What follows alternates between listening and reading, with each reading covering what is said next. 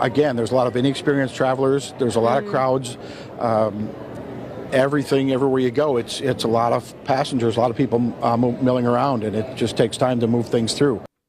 Yes, airports are super busy as we approach Christmas, but one local pilot says that's just the way he likes it. There is no bad day to fly for me, and that is how the vast majority of us feel. The busier it is, the more excited we get. Captain Scott, a guest on Wisconsin's Morning News, he flies for a major airline and says especially around the holidays, there's great joy in his work. When we see passengers reuniting with their families, that's why we do this job. Vince Vitrano, WTMJ News.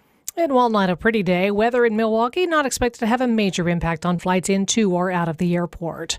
Lots of people are hitting the roads this weekend, too. More than 2.5 million more people are traveling this year versus last year. Now, experts say the best way to avoid some of the heaviest traffic is to head out before noon. And you could say this is good news. Gas prices are roughly about the same this year compared to the last holiday season. The national gas price right now is $3.12.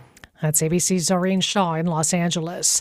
MPS is combating a funding crisis. President of the MPS Board of Directors, Marva Herndon, says the state has fallen short on school funding. Because of that, we're now facing a $200 million shortfall for our students. MPS passing a resolution last night to recommend a tax referendum to boost funding. Board member Missy Zombers says it allows the MPS administration to take steps needed to bring forward a referendum to provide additional and much needed funding to support the schools all students deserve. Jack Grau, WTMJ News. Residents of Housing Authority at the City of Milwaukee properties continue to complain of mold, rats, and crime problems. The Milwaukee Common Council approved additional oversight for Hackham in October, allowing the Department of Neighborhood Services to intervene. Mayor Cavalier Johnson tells TMJ4 News he does stand by the leadership of Hackham Executive Director Willie Hines. There are a number of fixes that Willie is actually leading over at the Housing Authority, whether it's software updates, whether it's working to bring in outside auditing consulting firms to help correct some of the financial issues at Hackham, or even some of the actions that we have taken in my own administration. According to the U.S. Department of Housing and Urban Development, the necessary remediation efforts at Hackham could take anywhere from 1 to 3 years to complete. Former President Trump and the Republican National Committee chair reportedly tried to pressure election officials not to sign off on certification of Michigan's 2020 election results. The Detroit News reports a recording of a November 2020 phone call captures Trump and Ronna McDaniel pressuring two members of the Wayne County Board of Canvassers. President Biden carried Michigan by more than 150,000 votes, defeating Trump 50.6% to 47.8%. As you get ready to sip wine over the holidays, think about this. Napa Valley winemakers celebrating what they say is possibly one of the best vintages ever for reds and whites. Lots of rain and a long growing season have produced some epic grapes in Napa and Sonoma counties. Megan Zobek is a winemaker at Burgess Cellars. I'm not sure we'll see another vintage like this in our lifetime. She says the grapes have big energy and complexity because they weren't harvested until late October or November this year. It could be one of the best ever, but the 2023 wines won't be ready to drink for another year or 2 or 3. Alex Stone, ABC News. Time for news about your money in the WTMJ Annex Wealth Management Market Update. Dow is up 63 points, 37,467. S&P 500 up 17, and NASDAQ is up 57. Get ready for 2024 with investment, retirement, tax, and estate planning from a fee-only fiduciary. Click the Get Started button at annexwealth.com. Sports, traffic, and weather are next. Siding Unlimited, WTMJ News Time, 12:04. Heart disease won't stop us. Diabetes won't slow us down.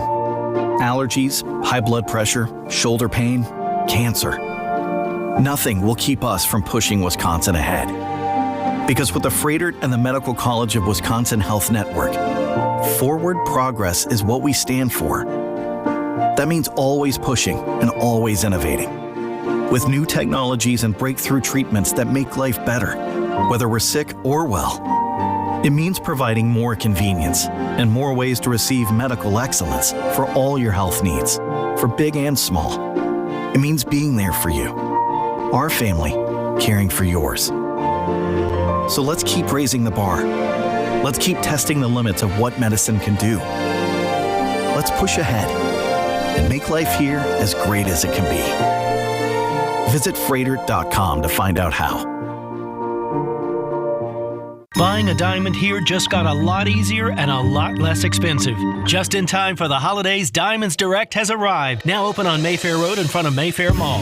This is the game-changing concept that's sweeping across America with the largest selection of rare, precious diamonds, up to 30 times ordinary jewelry stores, from 1 carat to 20 carat diamonds, not on a computer screen, but actually in stock every day. Started by former diamond wholesalers, Diamonds Direct has diamond cutters around the world and tremendous buying power, delivering exceptional value in a world-class, luxurious new showroom. This is no ordinary jewelry store. It's a diamond powerhouse, a true direct diamond importer that will forever change how people in Milwaukee buy diamonds and fine jewelry. We've needed a place like this for years. Now it's here. The all-new Diamonds Direct. Unmatched selection, uncompromising quality, and unbeatable value. Come celebrate with special savings now. The all-new Diamonds Direct on Mayfair Road in front of Mayfair Mall. Get details and learn more at diamondsdirect.com. Damian Lillard is now the 49th leading scorer in NBA history. His 24-point effort Thursday lifting him above Tom Chambers in the all-time rankings. The Bucks, they did beat the Orlando Magic 118-114. The team's now won 15 consecutive games at Fiserv Forum and 6th consecutive overall. Next up, the New York Knicks on Saturday afternoon. In the NFL, the Packers hoping to right the ship after 2 consecutive losses. At 6-8 on the year, the team's playoff hopes are still alive should they take care of business Sunday against a 2-12 Carolina Panthers. Kickoff is at noon. Our pregame coverage starts at 9 o'clock with Green Day Game Day right here on WTMJ. And in college hoops tonight, the 6th-ranked Marquette Golden Eagles are in action at Fiserv Forum. They host Georgetown. Tip-offs at 6 p.m. You can catch the game over on our sister station 94.5 ESPN. I'm Mike Spalding, WTMJ Sports.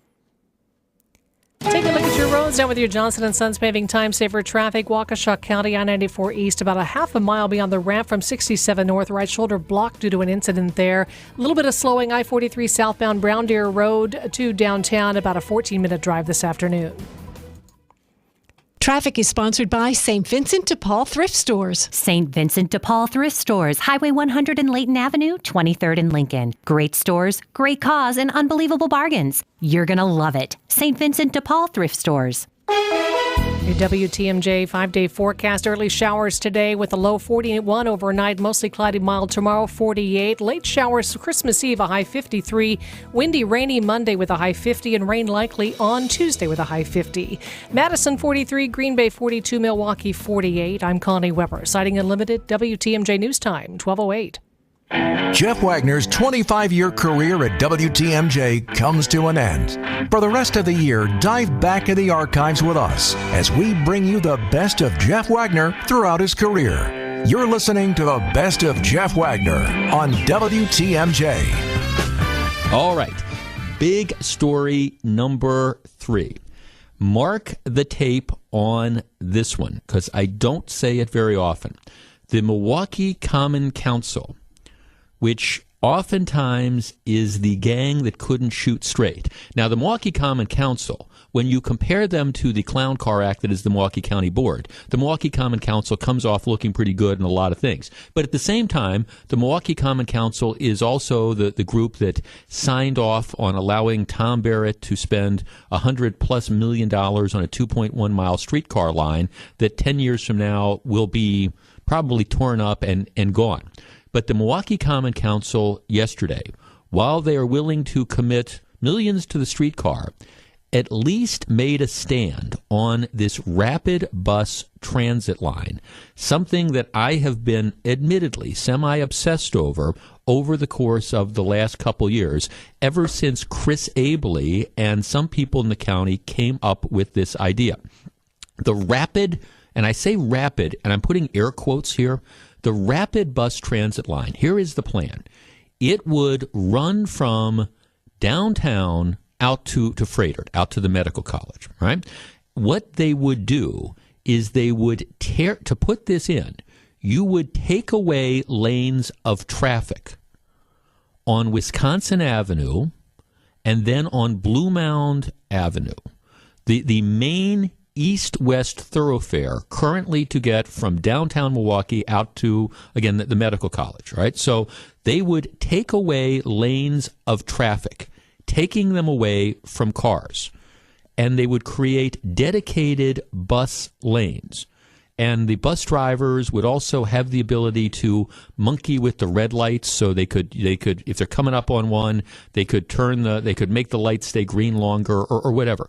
But the operative thing is to put in this rapid bus transit lane system. The system, you take away lanes from cars on what is, again, a very, very busy section of urban streets. On top of that, if you think about Wisconsin Avenue going, and the proposed bus line, rapid bus line, he says in quotation marks, would run out Wisconsin Avenue to about Hawley, and then it would jog south and go out Blue Mound Road. All right? Now, think of all the homes, think of all the businesses along that stretch, particularly west of Hawley Road, all these businesses. And what the business owners were saying is, apart from how miserable this is going to be for commuters, people aren't going to be able to get into our businesses if they have to drive. You instead of like being in a right lane of traffic so you can pull in, make a right-hand turn, and go into a business, you have to cross over a bus rapid transit lane. They were also talking about how this would make it impossible for people to get out of their businesses, and employees, whether it's customers or whatever. It would be a disaster. Now, why would you do this rapid bus transit line? Well, even in the best case scenario, they say maybe it would save 7 or 8 minutes. Okay, so we are going to disrupt businesses, inconvenience people, and bog things down to save 7 or 8 minutes. I mean, really?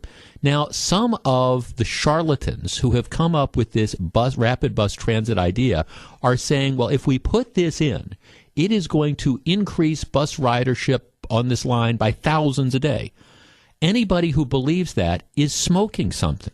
I mean, really, the only way it would increase ridership to that degree is if you essentially forced people out of cars. And maybe that's the ultimate plan. We're going to make it so difficult and so congested for people to drive that by taking away lanes that they have no choice but the bus. But at the same time, that's just not the way people are going to use this, at least not normal people. If you are going, let's say you have an appointment at Freighter, for example. You got to go to the hospital to have your knee x-rayed or something like that, and you live in the North Shore. You mean to tell me that you are going to drive from Fox Point to downtown Milwaukee, find some spot somewhere to park on the street, get out of your car, and then wait to take the bus to get you out to the medical complex, all to save 7 minutes? That's just nuts. It's not the way the real world works, but it's one of these kind of cockamamie schemes that the county board and the county executive come up with. More of the best of Jeff Wagner after the break.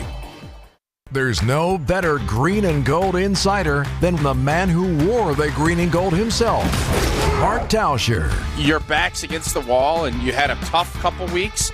That focus and everything just is always kind of heightened. Sometimes, especially when you haven't been through and handled a ton of success, it can be a little bit of a struggle. Mark Tauscher is our green and gold insider every Wednesday at 4:15 on Wisconsin's Afternoon News, presented by your Wisconsin Chevy dealers. Now, about your house.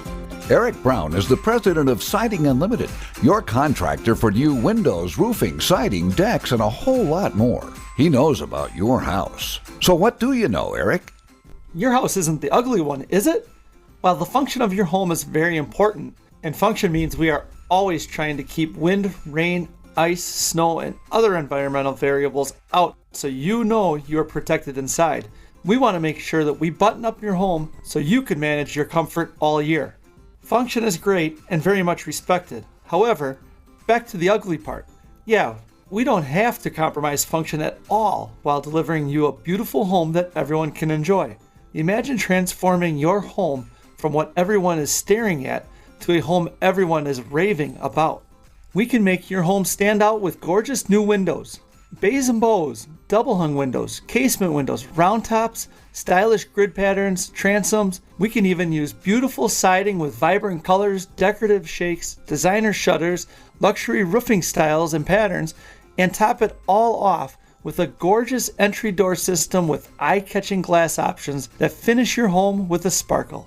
While Siding Unlimited is transforming your home into a work of art, you can rest easy knowing that our professional installers won't compromise function. Your neighbors will be raving about your home, and you'll be comfortable inside and very proud. Yes, your home might be ugly, but it certainly doesn't have to be. Eric and his crews at Siding Unlimited are your go-to contractor here for replacement doors and windows and roofing, decks, and of course siding. Take the next step. Check them out at sidingunlimited.com. Siding Unlimited, siding and a whole lot more.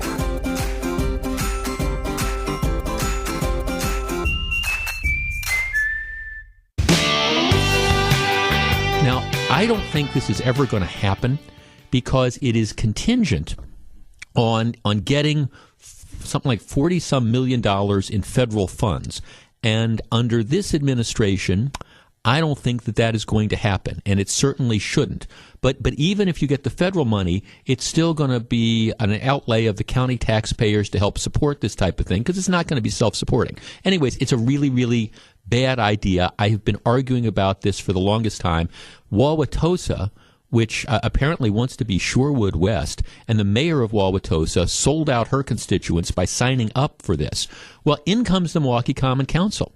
And the Milwaukee Common Council, to their credit, has always been, I would say agnostic about this plan to begin with. This is the brainchild of Abilene, and it's the brainchild of the county board. And they've always been, like I say, sort of agnostic on this. Well, yesterday, they ended up passing a resolution which has the potential, at least, to put the brakes on this. Here's what they have decided. They said, okay, last year we passed a resolution allowing us to continue to work with the county to try to see if this was feasible, if it made any sense. We have now looked at it, and we have determined that the use of exclusive lanes, that is, dedicated lanes for the not-so-rapid bus line, is just not feasible or possible. And they're particularly concerned with taking away lanes of traffic along Blue Mound west of Hawley Road. Now, I would argue it's not feasible to do it on Wisconsin Avenue till you get to Hawley Road, but it's certainly, the Common Council is saying it's just not feasible to do this after, west of Hawley Road. And they said, okay, but nevertheless, Milwaukee County, that's exactly what they want to do. They want to tear up, or at least dedicate these lanes of traffic. And the Milwaukee Common Council, I'm looking at the resolution now, says, whereas the use of exclusive lanes west of Hawley Road could reduce the number of travel lanes available to ordinary vehicular traffic, that's you and me, by up to 1/2. So you can imagine this, taking away up to 1/2 of the lanes of traffic along Blue Mound Road, all to put in a high-speed, quote-unquote, rapid bus that's going to knock out a couple minutes to get from downtown to Frederick. Whereas any decrease in the volume of vehicular traffic, cars, along the east-west corridor through an increase in the rapid transit line ridership will be insufficient to negate the increased traffic congestion caused by the loss of travel lanes. And given the fact that this is going to worsen and increase travel times during rush hour traffic, we're not signing on to this as long as this is the plan. All right, as I'm going to tell you, this is the thing that I've been saying for the last 2 years. This plan makes absolutely no sense. And so what the Milwaukee Common Council is saying is, hey, any idea of rapid bus traffic, it's got to involve buses still traveling with the rest of traffic. I think in this particular instance, the Common Council has it right. And I think, actually, I would expand it greater. Like I say, I think even taking away lanes of traffic from downtown out Wisconsin Avenue up to Hawley is a bad idea. But regardless, certainly going west on Blue Mound, it would be devastating to the businesses. You're not going to get any increase in ridership or any significant increase in ridership, and anything else is delusional. Is it time to kill this idea once and for all? I say yes. But like I say, if you want to there's things you can do. If you want to give the bus drivers right now the ability to monkey with the red lights a little bit so they can get through, all right, I don't necessarily have a problem with that if you want to try that as an experiment. But to spend tens of millions of dollars taking away vehicular lanes of traffic for cars is, in a word, crazy. And I'm glad some legislative body is finally standing up and saying it. All right, we discuss next. Get inside the mind of Mark Tauscher. I feel like I'm a smart person most of the time. See the world from his perspective. Sometimes ignorance is bliss. And in this case, I don't know if I'd say it was bliss, but I was definitely ignorant. On Wisconsin's Morning News, every day at 7:50. I kind of went with the attitude of don't even have your phone with you. They can't call you, and they can't cut you. Mark Tauscher on Wisconsin's Morning News. Presented by your Wisconsin Chevy dealer. Hello Windows and Doors of Wisconsin and Kohler Services. I know you have a great dog, right? But you know there's room for improvement. At Sit Means Sit Dog Training, we can help. Our attention-based training system uses modern technology to help you better communicate with your dog, even in high distraction. When you schedule a free consultation with us, you will have the opportunity to see our training in action and meet for yourself our happy dogs off leash and under control. Contact Sit Means Sit today at 262-361-3641 or find us on the web at sitmeansitwaukesha.com to schedule your free consultation so you can have a happy, confident, and obedient dog. Are you looking for the perfect restaurant for your next night out? Then make Aria, the acclaimed restaurant inside St. Kate, your next dinner destination. Specializing in artisanal American cuisine, Aria features carefully prepared seasonal entrees along with a robust selection of craft cocktails, wine, and local beer. Join them on Sundays for the restaurant's famous trademark chicken, served family style with sides like mashed potatoes, goat cheese biscuits, and more. Make your plans today to dine at Aria. Learn more and make reservations at aria@stkate.com. That's aria@stkate.com. Kessler's has the perfect Christmas gifts for under $115. Number 1. The Time and Eternity Diamond Pendant empowers you to accomplish the impossible together. Love has a magnificent, magical kind of energy. Now imagine that energy. That magical energy of love. Captured in a pendant for time and eternity. It's a symbol that says the two of you will always be connected. Number 2. This Christmas is your chance to own a moon and back diamond pendant. A perfect Valentine's heart cupped inside a crescent moon with the engraved message, I love you to the moon and back. And Kessler's price of just $48 will send you to the moon with joy. Number 3. The Life We Share is an important diamond pendant that speaks of all the wonderful things that exist because the two of you came together. 3 perfect Christmas gifts for under $115. From one perfect store. Find the Kessler's Diamonds nearest you. And see our extended holiday hours at KesslersDiamonds.com. Jeff, it's Eric Brooks, better known as Crowbar. For those of you that don't know, I produced Jeff's show for 3 years, and it was such a transformative and educational experience working with him. Jeff, you taught me so much about the business and showed me the ropes. You helped me understand how to serve your dedicated listeners across Wisconsin. You're more than just a radio host to a lot of people, including me, and many of us can never thank you for the joy and entertainment that you brought into our lives for so many years, both on great days and in days that we will never forget. You'll be dearly missed, but I know Fran and your family cannot wait to have you around more often, though I somehow know there are more Wagner's rules of life to be learned in retirement. Cheers, buddy, and congratulations. It has seemed to me, and I've been saying this all during 2022, that it's been a tough year on celebrities. And I'm talking with like passing, and it continues to be that. The news yesterday, Kirstie Alley, who she was in the first couple Star Trek movies. She was, I think perhaps best known from either Cheers, she was on there for 5 or 6 years, or for the Who's Talking movies with John Travolta. She passed away at the age of 71 after a very short battle with cancer. But after she passed away, I just said, boy, it seems like there's just been a lot of celebrities that passed away. And I went and I pulled out, didn't mean to be morbid about it, but I pulled out the list so far. And of course, we've got another couple weeks here. Here are just some of the celebrities that passed away in 2022. Peter Bogdanovich, the director, Sidney Poitier, Dwayne Hickman, who played Dobie Gillis, Bob Saget from, what was Full House and all that. Meatloaf, Howard Hesseman, probably best known as Dr. Johnny Fever on KRP in Cincinnati. Ivan Reitman, the producer. Sally Kellerman, who's probably best known for playing Hot Lips in the movie MASH. William Hurt, big movie star, maybe best known for his role in The Big Chill. Estelle Harris, she was on Seinfeld. She played George Costanza's mother. And then Jerry Seinfeld's mother, the woman, Liz Sheridan, who played Jerry Seinfeld's mother. Gilbert Gottfried passed away. Robert Morse, who was probably made most famous by his Broadway role for How to Succeed in Business Without Really Trying, but he was Mad Men. He played the owner of this shop in Mad Men. David Burney, who was married to Meredith Baxter Burney for a while. Naomi Judd. I mean, the list just kind of goes on and on and on. Ray Liotta from Goodfellas, who ended up passing away. Bo Hopkins, who was in American Graffiti and a number of other things as well.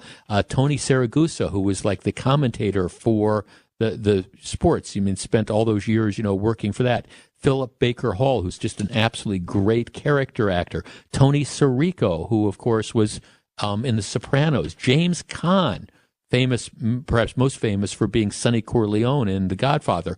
Taurine Black, who was one of the detectives in Hill Street Blues, one of my very favorite movies. Paul Sorvino, who played all sorts of mafia figures. He was also in Goodfellas, and he passed away as well. Tony Dow, of course, was Wally on Leave It to Beaver. And the list goes just on and on. Vin Scully, who was the voice of the Los Angeles Dodgers forever. Olivia Newton-John, probably most famous for playing Sandy in Grease. Anne Hesh, who, passed away as well. It's just, you go through this, and it's just amazing the number of people who, ended up passing away. Maury Wills, Louise Fletcher, she was probably most famous for playing Nurse Ratched in the movie One Flew Over the Cuckoo's Nest, where she won an award for. Loretta Lynn, arguably the queen of country music. Angela Lansbury, of course. Robbie Coltrane, he played a number of roles, but he played Hagrid in the Harry Potter movies. And it's just, the list just goes on and on of people who've ended up passing away. Jerry Lee Lewis, of course, he ended up passing away. Robert Clary, he played in Hogan's Heroes. You might remember the comedian Gallagher. He passed away. And then most recently, of course, you had Irene Cara passed away. She was in the movie Fame and a number of other things. Christine McVie, we talked about that last week, from Fleetwood Mac, and now Kirstie Alley. Just a tough year for celebrities. I really just want to focus, and I didn't give you the whole list. I'm sure you can find other people from the world of music or sports or, again, whether it's film or TV who've passed away, gone but not forgotten in 2022. You're listening to our celebration of Jeff Wagner's 25-year career at WTMJ. Have you heard about the game-changing jewelry store that's now open just in time for the holidays? It's Diamonds Direct on Mayfair Road in front of Mayfair Mall. Diamonds Direct, started by former diamond wholesalers who decided to stop selling to jewelry stores and start selling direct to the public. No middleman, no nonsense, no pricing games. It's the only store here with a nationwide low price guarantee. And the selection is mind-blowing. Hand-picked diamonds in all shapes and sizes, from a half carat to 20 carats. And case after case of earrings, pendants, bands, bracelets. It's like shopping 30 stores at once. Plus, Diamonds Direct has all the designer rings women want. Names like Verragio, Henry Dawsey, and dozens more. If you're getting engaged or thinking jewelry for any occasion, your timing is perfect. A real direct diamond importer has finally arrived in Milwaukee with values you never thought possible. Discover the jewelry shopping concept that's sweeping across America. Now open here on Mayfair Road in front of Mayfair Mall. Learn more and get details at diamondsdirect.com. Retirement doesn't have to be complicated. Are you sick of all the fancy charts and investment mumbo-jumbo thrown at you to justify the Wall Street fees you're being charged? It's not the size of your nest egg that matters, but rather the income it can produce. Hi, I'm Mitch Lyons, best-selling author and star in a brand new Hollywood documentary called The Retirement Deception. In this film, we traveled over 20,000 miles interviewing real Americans who have retired successfully with a great lifestyle and peace of mind. They share their stories on how they get more retirement income with the same dollar saved, and the money is never at risk if the market crashes. That's right, if the market crashes 30%, you lose nothing. Even the super wealthy are shifting money to this new strategy because it increases their retirement income or can allow them to stop working years sooner. So if you're over 50 and want a bigger, better, stress-free retirement, call today to talk to a specialist and get a free copy of this brand new movie, The Retirement Deception. Call 800-857-7979. This is a $30 value, but when you call today, you get it completely free. Plus, I'll even cover shipping and handling, no credit card required. Call right now, 800-857-7979. 800-857-7979. That's 800-857-7979. Hey, Scott Walker here. Congratulations to Jeff Wagner on a quarter century of airtime on News Radio 620 WTMJ. During that time, he helped get rid of crooked politicians after the Milwaukee County pension scandal, pushed back against liberals who wanted to let criminals out of prison early, and along the way, he kept listeners in southeastern Wisconsin well-informed as well as absolutely entertained. Jeff's also an active member in the community. He's a longtime member of the Milwaukee Armed Forces Week Committee and personally led a WTMJ Cares initiative, speaking with cancer patients, doctors, nurses, and researchers about their experience to help raise awareness about cancer screenings. Jeff Wagner is an icon in Wisconsin. Jeff, Tonette and I wish you all the best in your retirement, and we look forward to seeing you at next year's Armed Forces. This list just goes on and on. That, of course, is Christine McVie, who passed away, last week or so. That was my producer Charlie's nomination. Did this list, and there's some names that I didn't read, but for example, Nichelle Nichols, who she was Uhuru on Star Trek, in both the TV show and the movies, and very, very famous civil rights activist. I would say Maggie Peterson, and you'd say, okay, who's Maggie Peterson? Well, if we all grew up watching the Andy Griffith Show, right, or you've seen it in reruns and stuff, she was one of the last living members of the Andy Griffith Show cast. She played Charlene Darling, the Darling family. She passed away. Bill Russell, who of course just an incredible basketball player and again a leader in the civil rights movement as well. Bernard Shaw, who was the CNN main anchor in Washington D.C. for the longest period of time. You just go through this list and it's like, just wow. It's now again, I don't know Bruce Sutter, the baseball player, and one of the things is I think maybe a lot of the people that passed away were people that were in their 70s and 80s, and it's just you're starting to see something about these baby boomer stars who are reaching the point that they ended up passing away. Let's see, Christine McVie. Yeah, you've got that. Let's see, James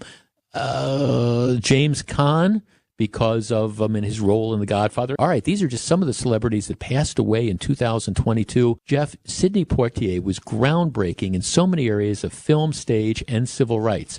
I believe he was retired, but I used to watch Guess Who's Coming to Dinner with my parents at least once a year. I consider him to be on the same level as Harry Belafonte. Yeah, and of course, Harry Belafonte, the musician, but Sidney Poitier, not just for his role in civil rights, but all the great movies that he was in, whether it was In the Heat of the Night or Guess Who's Coming to Dinner, which was the final movie with Spencer Tracy, who he died right after they finished filming that. And you watch those scenes, and especially if you know about the relationship that he had with Katharine Hepburn, it's really kind of touching to listen to that speech. But Lilies of the Field, I mean, just so many great movies with Sidney Poitier, no question. Jeff, I would mention Betty White. I understand she missed 2022 by a day, but I would still consider her. A number of people are making the Betty White point. Jeff, Jerry Lee Lewis. Yeah, again, a lot of these people had kind of wound down. But, Jerry Lee Lewis, just an incredible talent. Jeff, I'm really going to miss Christine McVie. Not only could she write, play, and sing, but she did great cover art as well. She was incredibly talented. Jeff, do you think there were more famous people that passed this year, or were there people who became famous in that time frame that makes it look that way? Were they all baby boomers? Well, I think a lot of the people that you see are baby boomers, and maybe it calls attention to this because it makes all of us who are baby boomers as well kind of realize, our mortality when you go, okay, well, Kirstie Alley, for example, passes away relatively suddenly at the age of 71. And some people, and I understand, depending on who you are, you think, 71, that's just ancient. Or other people say, 71, that was a good year for me, or that's not that far away. Howard Hesseman, who was, again, the most famous perhaps for Dr. Johnny Fever on WKRP in Cincinnati. And even though that show only ran, 3 or 4 years, anybody of a certain age who ends up getting in radio, we're all, we all ended up watching that show. And the thing that anybody who's in radio that watches WKRP in Cincinnati always looks at is they never have their headphones on. And if you do radio, you can't do it. I mean, I'm wearing my headphones. You cannot do it without that. So that's kind of like the suspension of belief. They're all in the studio. They're all on the air. Nobody's wearing their headphones. But that's what you have to do. Jeff, it was certainly a tough year for gangsters. Yeah, it was. I mean, when you think about, okay, James Caan, of course, from The Godfather, but also I think a lot of people would argue, you can always have really interesting discussions about what's the greatest mob movie ever made. And I think two that have to get consideration, of course, the Godfather series, but also Goodfellas. And when you think about, Goodfellas, you've got Paul Sorvino, who played the Paulie character, the boss, one of the underbosses, and then Ray Liotta. I mean, both of them passing away. Jeff, for me, Tony Dow. I always, you always wonder with the Tony Dow, who of course did a lot of stuff, but Tony Dow was always going to be known as the older brother. He was always Wally in the Leave It to Beaver show, and you wonder, how you come to grips with that no matter what you do in the rest of your life, people are always going to look at you and say, "Hey, Wally, where's the beeve?" or something like that. Jeff, all this just goes to show you're only in the world for a visit, so you need to address it that way. Jeff, don't forget, James Caan was in The Godfather, but he was also in Elf. That's right. You're starting to see a lot of the Elf shows around here as well. Jeff, Tom Petty. I don't think he was this year. I think Tom Petty was last year. Jeff, you didn't mention Queen Elizabeth. That's true. Queen Elizabeth passed away as well. She's probably the most important. Yeah. Jeff, for me, it's the rapper Takeoff. Yes, he did. Jeff, Taylor Hawkins, he was the drummer for the Foo Fighters, a great musician with a wonderful, optimistic personality. A couple people are mentioning that. Jeff, you're getting old when you now watch one of your favorite TV shows from your youth and all the actors have passed on. Well, there is that element. I will tell you, when with the Andy Griffith show, I didn't realize that there were any people other than Ron Howard who played Opie. I didn't realize that there were anybody who was like at least featured in that show who was still alive. I thought when the woman, what was her name? Betty Lynn. She played Thelma Lynn, Betty something or other. When she passed away a year or two ago, I thought that was pretty much, I think that was pretty much it. But a lot of people are there. So when I saw again Kirstie Alley's passing, I thought, man, 71, and apparently it was a relatively sudden thing.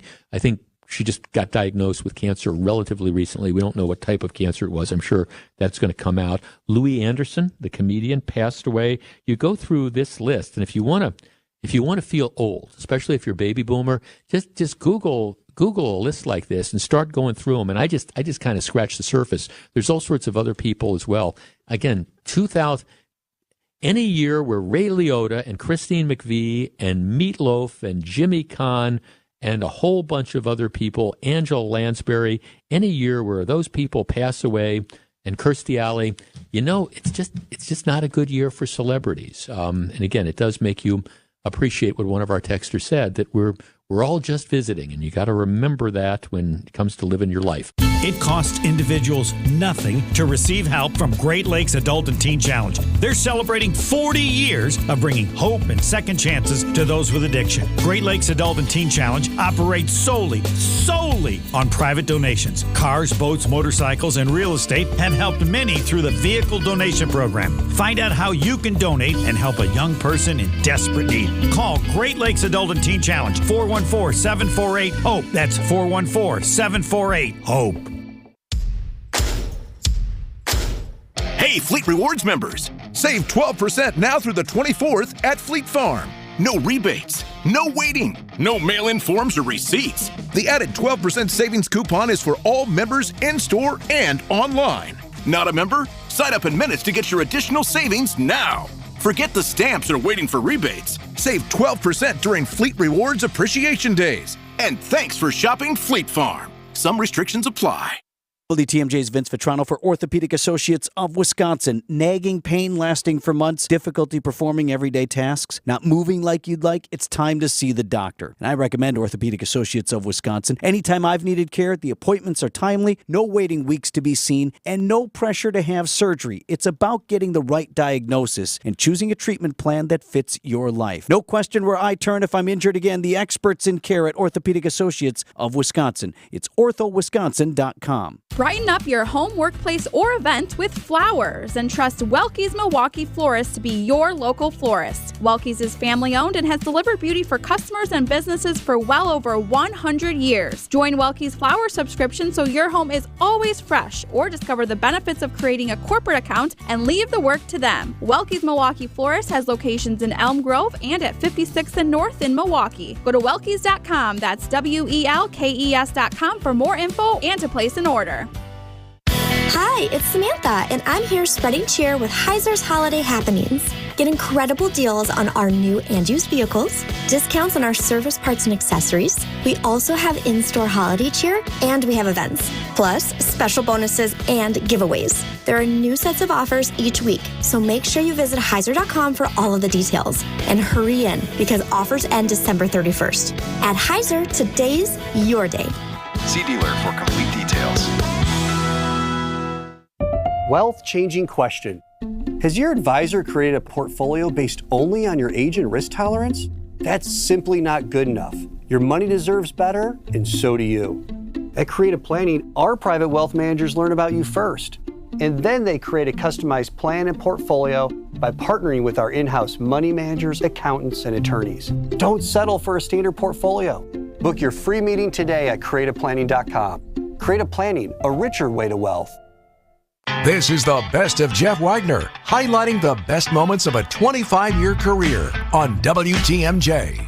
Jeff Wagner, Scott Warris here. Congratulations on your retirement. 25 years at WTMJ. Obviously, I will look back fondly at the time that we spent together and I was producing for you or sharing a microphone as a host at TMJ alongside you. I never said this to you at the time. Now's my last chance, I guess. First, thank you for how you helped me. And secondly, all these years, from the bottom of my heart, I really, truly believe it should have been either Pajama-gram or Pajama-gram, but not Pajama-gram, or for that matter, Pajama-gram.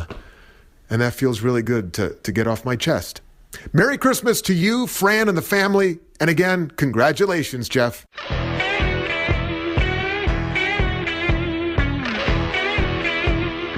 It's not good for us, but yet we still do it. Now, that could describe a lot of things. It's not good for us, but yet we still do it. Why do people still smoke? It's not good for us. Why do we do this? Why do we do that? Well, this is a little bit less dramatic than that, but I admit I'm just kind of fascinated by this. There was a piece in USA Today, of all places, that talks about the staggering amount of soda that we drink. Just the staggering amount of soda. The global soft drink market right now, it's valued at more than $413 as in billion dollars. Just a ton of money, and it continues to grow. So I have here in front of me these are the top 10 most popular soft drinks in the United States. Okay, Samantha, what would you guess is number one? You get the guess. What would you say is number one? Diet Coke. Diet Coke. No. Well, all right. Here's the deal. Let's start. We'll go in reverse order. Number 10. Diet Mountain Dew. Number 9, Fanta. Number 8, Coke Zero, which isn't Diet Coke. That's I don't like the taste of Coke Zero. Number 7 is Diet Pepsi. Number 6 is Sprite, not Diet Sprite, but Sprite. Okay, Sprite and Fanta are the only two on this list that do not have caffeine in them. Number 5 is Mountain Dew. Number 4 is Dr. Pepper. Number 3 is Diet Coke. Number 2 is Pepsi, and number 1 is Coca-Cola. Plain old Coca-Cola is the most popular soft drink in the country. Pepsi is second. 46% of the soft drink market in the U.S. is owned by Coca-Cola. That's not all regular Coke, but that's Coke and Diet Coke, etc. And Pepsi is far behind. They're 25%. That would be Pepsi and Mountain Dew. And interestingly, Keurig, the coffee maker, they own Dr. Pepper. It's Keurig Dr. Pepper. So they're those same people it's making the pods that you put in your coffee pot or the coffee pot yourself. That's they also make Dr. Pepper. But I mean, these are the top 10. But the numbers it's just absolutely staggering. And one of the things that got me thinking about this, well, the headline is, Americans drink a staggering amount of Diet Coke and other sodas. What does it do to our stomachs? And without going into detail, it does nothing good. It does, without going into detail, it just does nothing good. And Diet Coke, let's just take the comparison between Diet Coke and Coke. Neither one does much good for you. They're harmful in kind of different ways. I mean, Coca-Cola has 140 calories and just a ton of sugar. And of course, that's bad for you. 34 milligrams of caffeine. Diet Coke has no calories, no sugar, but it's got the artificial sweeteners. It's also got 46 milligrams of caffeine. So if you're looking for the caffeine rush, you get it from that. If you're looking for, well, if you want caffeine and calories, it's Mountain Dew. 54 milligrams of caffeine, 170 calories. That's so. If you want, you want that real sugar rush, you go with the Mountain Dew. But the point is, none of this stuff is good for you. And there's studies that talk about how, like, the diet sodas, particularly Diet Coke, might make you more prone, even though they don't have sugar in them, might make you more prone to type 2 diabetes. The regular Coke, of course, with all that sugar, has all the different things, and yet we flock to them. It's interesting because I grew up drinking Coke and Pepsi, and then a number of years ago I switched over to Diet Coke, and now I'm pretty much off it. I have when I'm drinking soda at home, it's pretty much like this Diet A&W root beer that has nothing in it at all, just no caffeine, no nothing, and it just sort of tastes like tastes a little bit like root beer, but not much. And then, or I got Diet Ginger Ale, or I've got like the Diet 7-Up and stuff, which has almost nothing in it. But I admit, there are days where I long for that Diet Coke. I just do. And I'm not saying that I won't have one and fall off the wagon every once in a while, but I've really tried to cut back on that. Be our eyes on the road. See something out there that I should know about? Hi there. I was calling to report a traffic accident for your traffic reporter, Debbie Lazica. Call me, Debbie Lazica, at thehallmazda.com traffic tip line at 414-238-9329. Hi, Debbie. It's Michael. Eastbound 894, and there's the fender bender, and these guys are blocking the right lane. The drive affects you. Why not be part of it? Give me a call, 414-238-9329.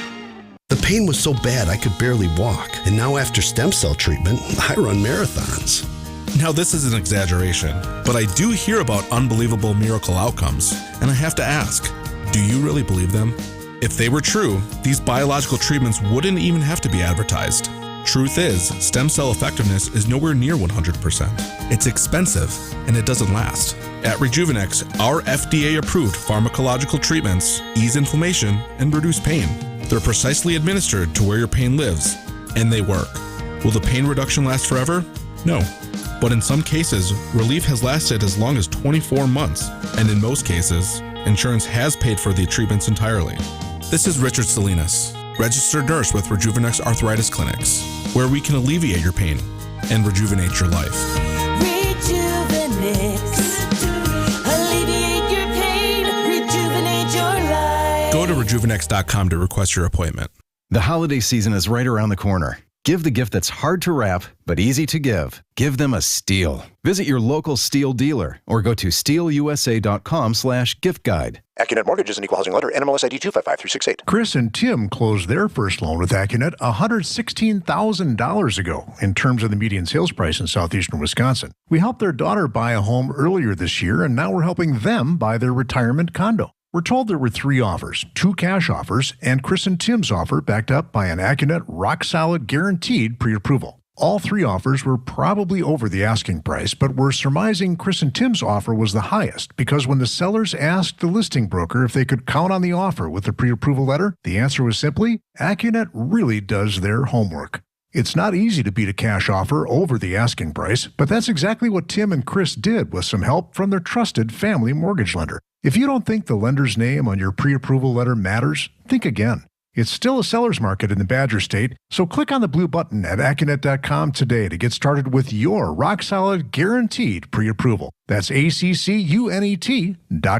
WTMJ, W277CV, and WKTI HD2 Milwaukee. From the Annex Wealth Management Studios, this is News Radio WTMJ, a Good Karma brand station. One of my colleagues was mentioning that in other life, they worked at a grocery store and would be responsible for, helping people like take food and stuff to their cars. And they were just mentioning how it was just staggering. You have people that go in these grocery stores, and especially when there were sales, that they'd end up buying case after case after case of soda and taking it out there. It's $413 as in $1 billion. That's the size of the industry. And there's a lot of people out there saying it's really bad for you. And admittedly, diet soda is a different kind of bad for you than the regular soda. Yet this continues to grow. Now again, I've really cut back my soda consumption, and to the extent, and I'm not saying I won't have a Diet Coke occasionally, but typically for me it's like Diet Root Beer or Diet Ginger Ale or something that has almost nothing in it. Why would diet soda? Some people say diet soda doesn't help you with weight loss because even though there's no sugar in it, the argument is that it increases your body's cravings for sugar as you look for substitutes. Let's start with Nancy in Merton. Nancy, you're first. Good afternoon. Afternoon. I've been a Diet Coke addict my entire life. In my 60s, I started 50 years ago with Tab, the kind of drink that you could let it sit on your nightstand overnight and it would still taste the same in the morning because it tasted so bad in the first place.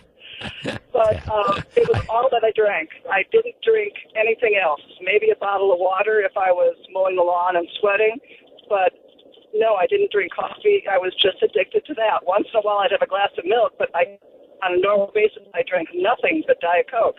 Yeah. And that lasted until I had COVID just before Christmas. And I didn't lose my taste, but I don't know, when I was so sick, I just didn't crave it then. Right. And when I got better, I just had lost the taste for it. I still have maybe 1 or 2 bottles a week, but I had more than that a day. So yeah. I've been drinking sugar-free lemonade instead. Do you miss the sodas? Do you miss like Diet Coke, not having it? No, that's the weird thing. And I never thought I'd quit. My doctor wanted me to quit, and it's like, no, I'm addicted to it. I love it. It's how I get my caffeine. But I just lost the taste for it. I just desire it once in a while, but not like I used to. Well, no, it's funny. Thanks for calling, Nancy. It's funny how, again, that stuff works. Like I say, for years when I was a kid, I'd drink Coke or Pepsi or whatever, and then just somehow because of health things, although you never know because now we're told that everything's going to kill us sooner or later, and the truth is we all do die at some point in time. We just think we're not going to.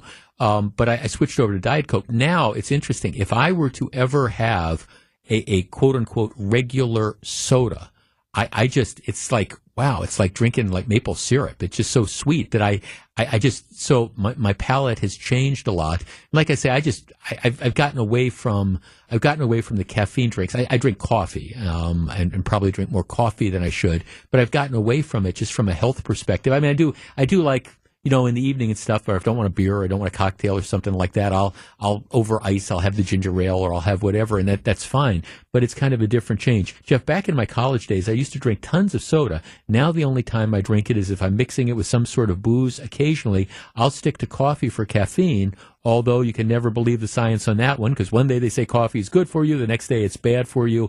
Yeah, I know that's it. Jeff, I'm 67 years old. I drink 90% less since COVID. I don't drink any diet soda. I think it makes you eat more food. And then a number of people are talking about cost. That's definitely that's definitely what goes on. You people know I've got a second place in Florida, and when we're down there, the cost. Okay, so the cost of sodas, it is incredibly just through the roof. Out here, we'll buy. My wife likes Diet Coke. So we'll buy Diet Coke, or I'll like the ginger ale or the whatever, the diet root beer, and we'll wait till it's on sale, and then we'll buy a bunch of it. And then because it just doesn't end up going bad. You go down to Florida, I won't even tell you. I mean, they're charging like $9 for a 12-pack of soda, unless you can find it on sale. And it's like, no, I don't think I like it that well. Let's talk to James on the South Side. Hi, James. How you doing there? Good. Jeff, my favorite thing to drink and mixer, and that is 7-Up or Sprite or whatever you want to call it. It's caffeine free and that, and you can use it for if you're sick or a variety of other things and stuff like that, and it tastes good. It's not overbearing or anything else, and we in our daily lives and everything else. The one thing I want to ask you is how many gallons, cases, or bottles of stuff did they say per person do we drink? Thanks, sir. I don't have that. Thanks, sir. I don't have that in the story because I wasn't looking at how much people are consuming on an individual basis. It's just actually the stories that caught my attention is it's like we're drinking, collectively drinking a ton of it, and it's really not good for you. Now I understand the reality is, and anything to excess is not going to be good for you. I mean, that's the point I'm making. If you, and we talk about anything, if you want to stop off at a Burger Doodle and, get a fast food lunch, once in a while, I don't believe that that's going to kill you. I'm not encouraging people to do that, but I think that that's going to be okay. Now, if you're doing that 3 times a day and that's your only meals, that's a whole different story. Let's talk to Bob in Glendale. Bob, you're on WTMJ. Hello. Hi, Jeff. I might drink one soda a month, if that. Once in a while with pizza. That's about it.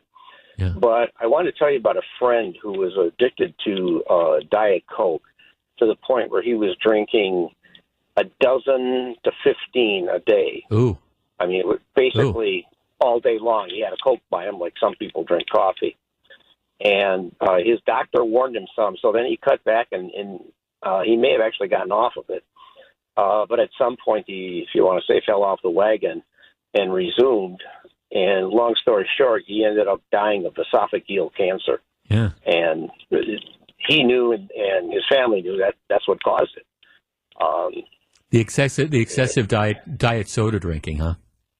Yeah, it was Diet Coke. That's all he drank, and it was easily a dozen a day, sometimes 15, 16, whatever. I'd be in the bathroom too much. If I was pounding down a 12-pack of Diet Coke a day, I mean, I wouldn't be able to do, even with all the breaks we have, I wouldn't be able to do a 3-hour radio show. I'd be gone all the time.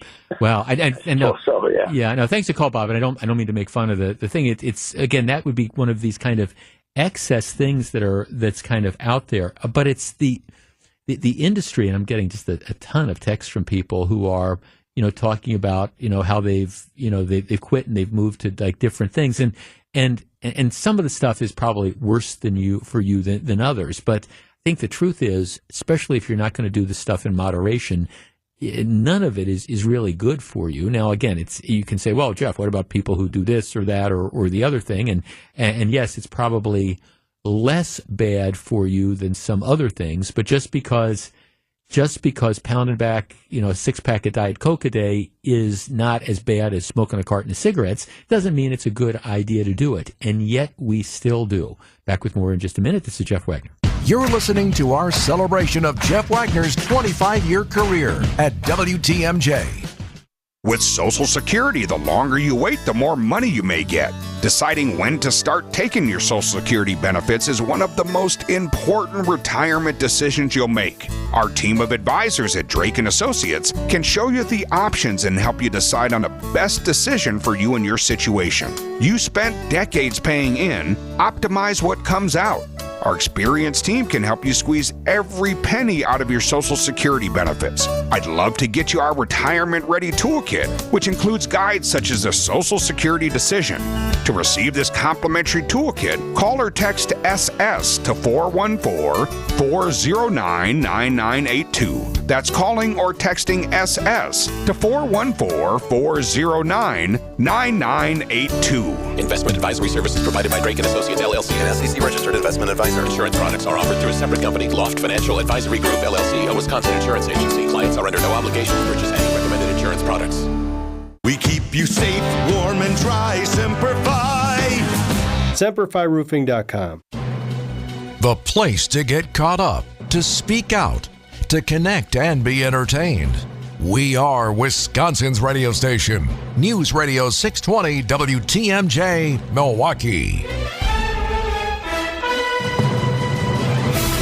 Good afternoon, 1 o'clock. We have cloudy skies and 48 degrees. Chances of patchy fog tonight and showers possible with an overnight low of 41. From the WTMJ Breaking News Center, I'm Connie Weber. MPS is considering a tax referendum. Some are already questioning if it's necessary. Superintendent Dr. Keith Posley says MPS has been pushed to the situation by the economy. 16 years of state adjustments below inflation is not sustainable. This resolution gives MPS options to maintain services. But former MPS teacher Susan Stoner says she's still thinking about the referendum passed in 2020. My big question is whether or not the funds that they're collecting from that initial referendum were even being used appropriately or used at all. Jack Grau, WTMJ News. Dr. Posley saying the referendum would support vital services. The latest Wisconsin Realtors Association report shows home sales in Wisconsin fell more than 3% last month compared to November 2022. Senior Vice President of AccuNet Mortgage David Wickert tells Wisconsin's Afternoon News it's a good idea to look at home buying during the slowdown before competition swells again. If you're looking for a window of opportunity when everyone else is pressing pause, it's right now, when it's late December, even early January, because this real estate business is seasonal. Rates have fallen from 8% in November to a range of 6 to 7% now. New reports show encouraging signs for the U.S. economy. Here's ABC's Brian Clark. The Federal Reserve's goal of 2% inflation got a bit closer with a better-than-expected Commerce Department report that showed consumer prices slid by 0.1% last month and increased 2.6% from last November. The Fed watches those numbers closely while plotting interest rate adjustments. Other good news comes for would-be home buyers. The 30-year fixed mortgage rate is below 7% for the second week in a row, while new home construction is at its highest point since May. Brian Clark, ABC News.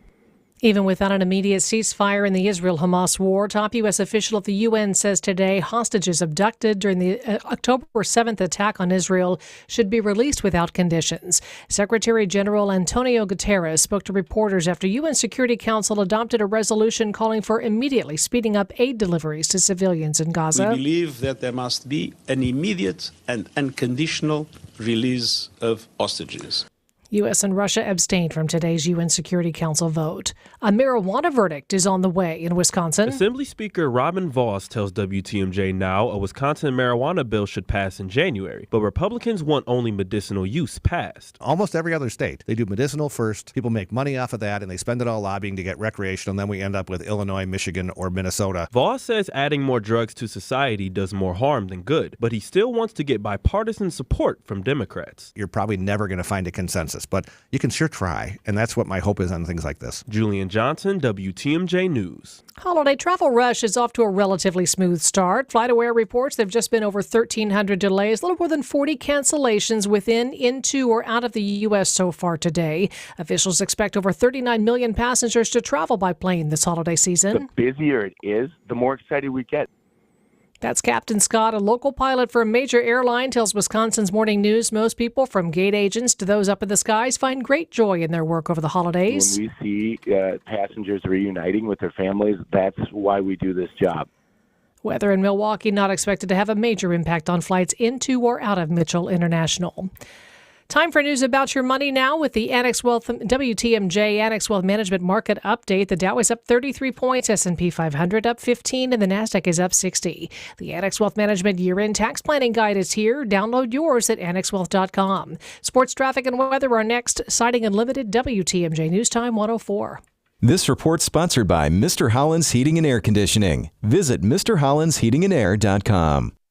'Tis the season for candy canes and stopped-up drains, for holiday wishes and electrical glitches, for gingerbread baking and furnaces breaking.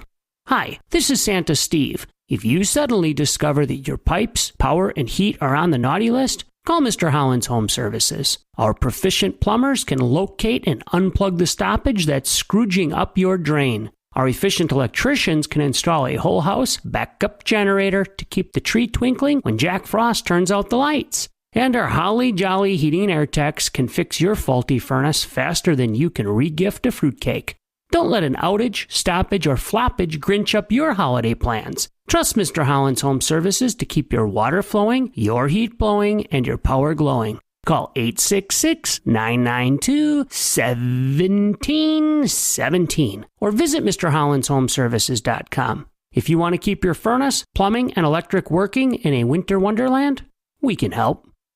St. Vincent de Paul Thrift Stores has once again been voted the Milwaukee Journal Sentinel's Best in Thrift. So to all our loyal customers who voted for us, thank you. And to all who haven't been here yet, we know we have a treasure or two that will intrigue you. And at thrift store prices, you know you're going to get a great deal. And at the same time, you'll be helping us help others. St. Vincent de Paul Thrift Stores on Highway 100 in Layton and Greenfield and 23rd and Lincoln in Milwaukee. You're gonna love it, St. Vincent de Paul. Just like most cars and trucks can't run without oil, no person can function without food. That's why, through the end of February, the Auto Dealers of Metro Milwaukee is contributing $1 from every oil change to Feeding America Eastern Wisconsin. Every dollar provides 3 healthy meals. Over the past 13 years, Adam has provided more than 2.4 million meals to people in southeastern Wisconsin. And now, the need is greater than ever. Find a participating Adam dealer near you at adamm.com. Damian Lillard is now the 49th leading scorer in NBA history. His 24-point effort Thursday lifting him above Tom Chambers in the all-time rankings. The Bucks, they did beat the Orlando Magic 118-114. The team's now won 15 consecutive games at Fiserv Forum and 6th consecutive overall. Next up, the New York Knicks on Saturday afternoon. In the NFL, the Packers hoping to right the ship after 2 consecutive losses. At 6-8 on the year, the team's playoff hopes are still alive should they take care of business Sunday against a 2-12 Carolina Panthers. Kickoff is at noon. Our pregame coverage starts at 9 o'clock with Green Day Game Day right here on WTMJ. And in college hoops tonight, the 6th-ranked Marquette Golden Eagles are in action at Fiserv Forum. They host Georgetown. Tip-offs at 6 p.m. You can catch the game over on our sister station 94.5 ESPN. I'm Mike Spalding, WTMJ Sports.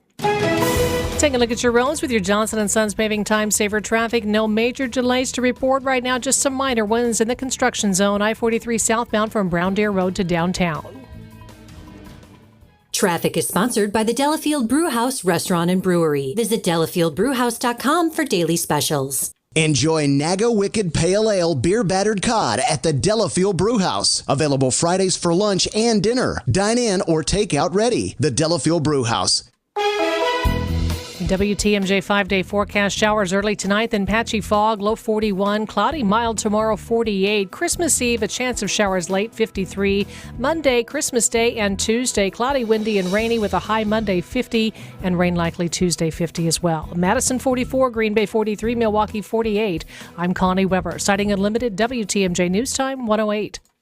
Jeff Wagner's 25-year career at WTMJ comes to an end. For the rest of the year, dive back in the archives with us as we bring you the best of Jeff Wagner throughout his career. You're listening to the Best of Jeff Wagner on WTMJ.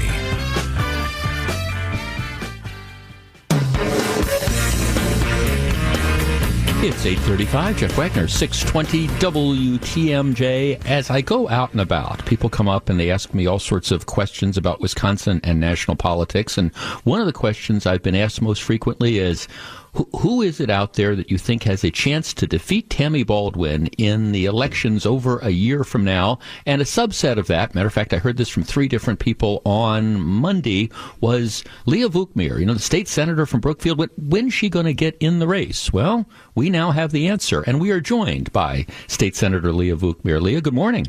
Good morning, Jeff. How are you? I am well, thank you. So yesterday you had made the big announcement. You're running for Tammy Baldwin's seat.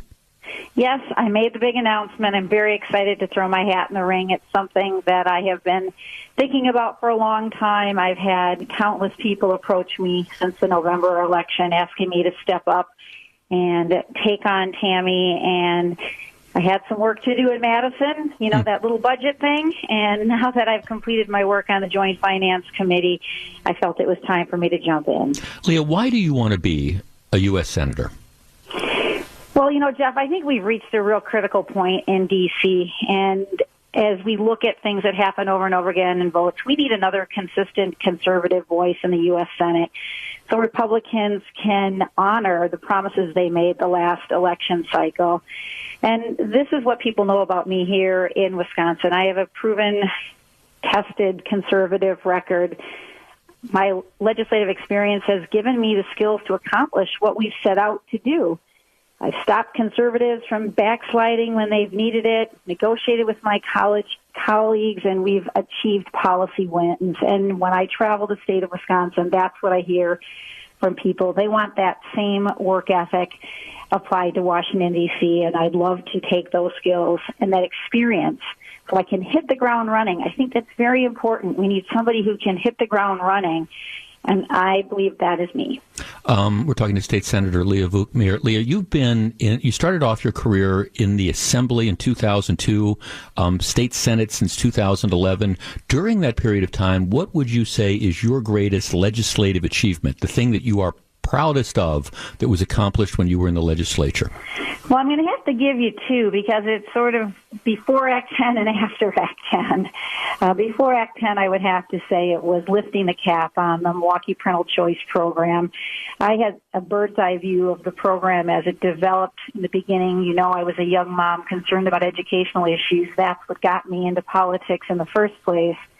But then to have been in the legislature and to have had the privilege of leading that bill through the legislative process so that more children were given the opportunity to attend the schools of their choice. You may remember this. It was during the Doyle years. It was a very difficult bill to maneuver and negotiate, but I was pretty excited to have helped get that across the finish line, even though I knew that there were so many other people before me that had led the charge. I was very fortunate to take it across the finish line.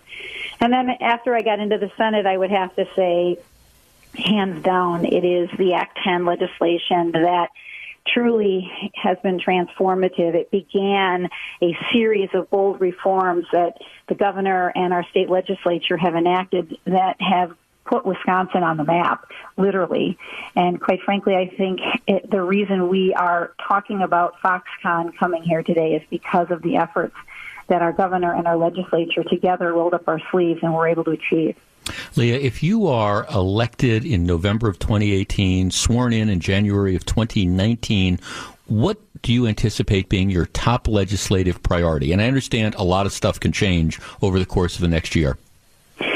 Sure. Right now, I would tell you that the repeal and replacement of Obamacare is a number one priority. I hope we don't have to wait until 2018 for that to happen. But I certainly, or 2019, I would hope that that would be a top priority. And unquestionably, it is so important that we tackle that issue. Obamacare is spiraling out of control, and we need to address that issue. The other issues that are vitally important to me are tax reform, regulatory reform, and then Homeland Security and immigration reform. I think these are the issues that aren't my issues. These are the issues that I hear from people as I travel across the great state of Wisconsin. More of the best of Jeff Wagner after the break. WTMJ Now with Steve Scafidi. This is not a Super Bowl team. And you talk about getting out in front of your skis. That's really far out in front of your skis. Get the latest news. I don't care if you don't like it. There's consequences to lying. There's consequences to behavior that is counterproductive to the democracy that we hold so dear in this country. Hear the opinions. You don't have to be elected to be a leader in the community. All in Wisconsin. Keep your dirty, stinking hands off my steak. Weekdays from 9 to noon on WTMJ. Hey, Brian. I think it's time to get serious about new windows and front door for our home. I agree. It will save us money in the long run to eliminate the draft. I was thinking more about our curb appeal, but yes, the draft thing too. J&J Contractors in Greendale have been around for 40 years and have great reviews. Go give them a call. J&J Contractors' skilled and certified team uses high-quality materials for all your exterior needs. J&J Contractors do it all. Windows, doors, siding, roofing, and gutters. We all want a healthy, thriving community, and we all thrive when we share our time, talent, treasure, and ties. The Greater Milwaukee Foundation is partnering with the community through the Greater Together campaign. Join the foundation in this campaign to advance racial equity through investments in housing, early childhood education, and more. Make an impact today and for generations to come at GreaterMilwaukeeFoundation.org/campaign. Together, we can build a Milwaukee for all.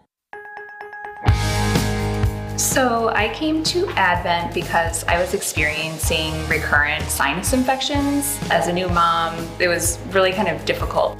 Many of our patients complain of sinus infections. The headaches, fatigue, and nasal stuffiness have a profound effect on their lives. I just felt like your sickness starts affecting your energy level and, the things that you really enjoy doing. That really was a breaking point for me. So Molly came to Advent.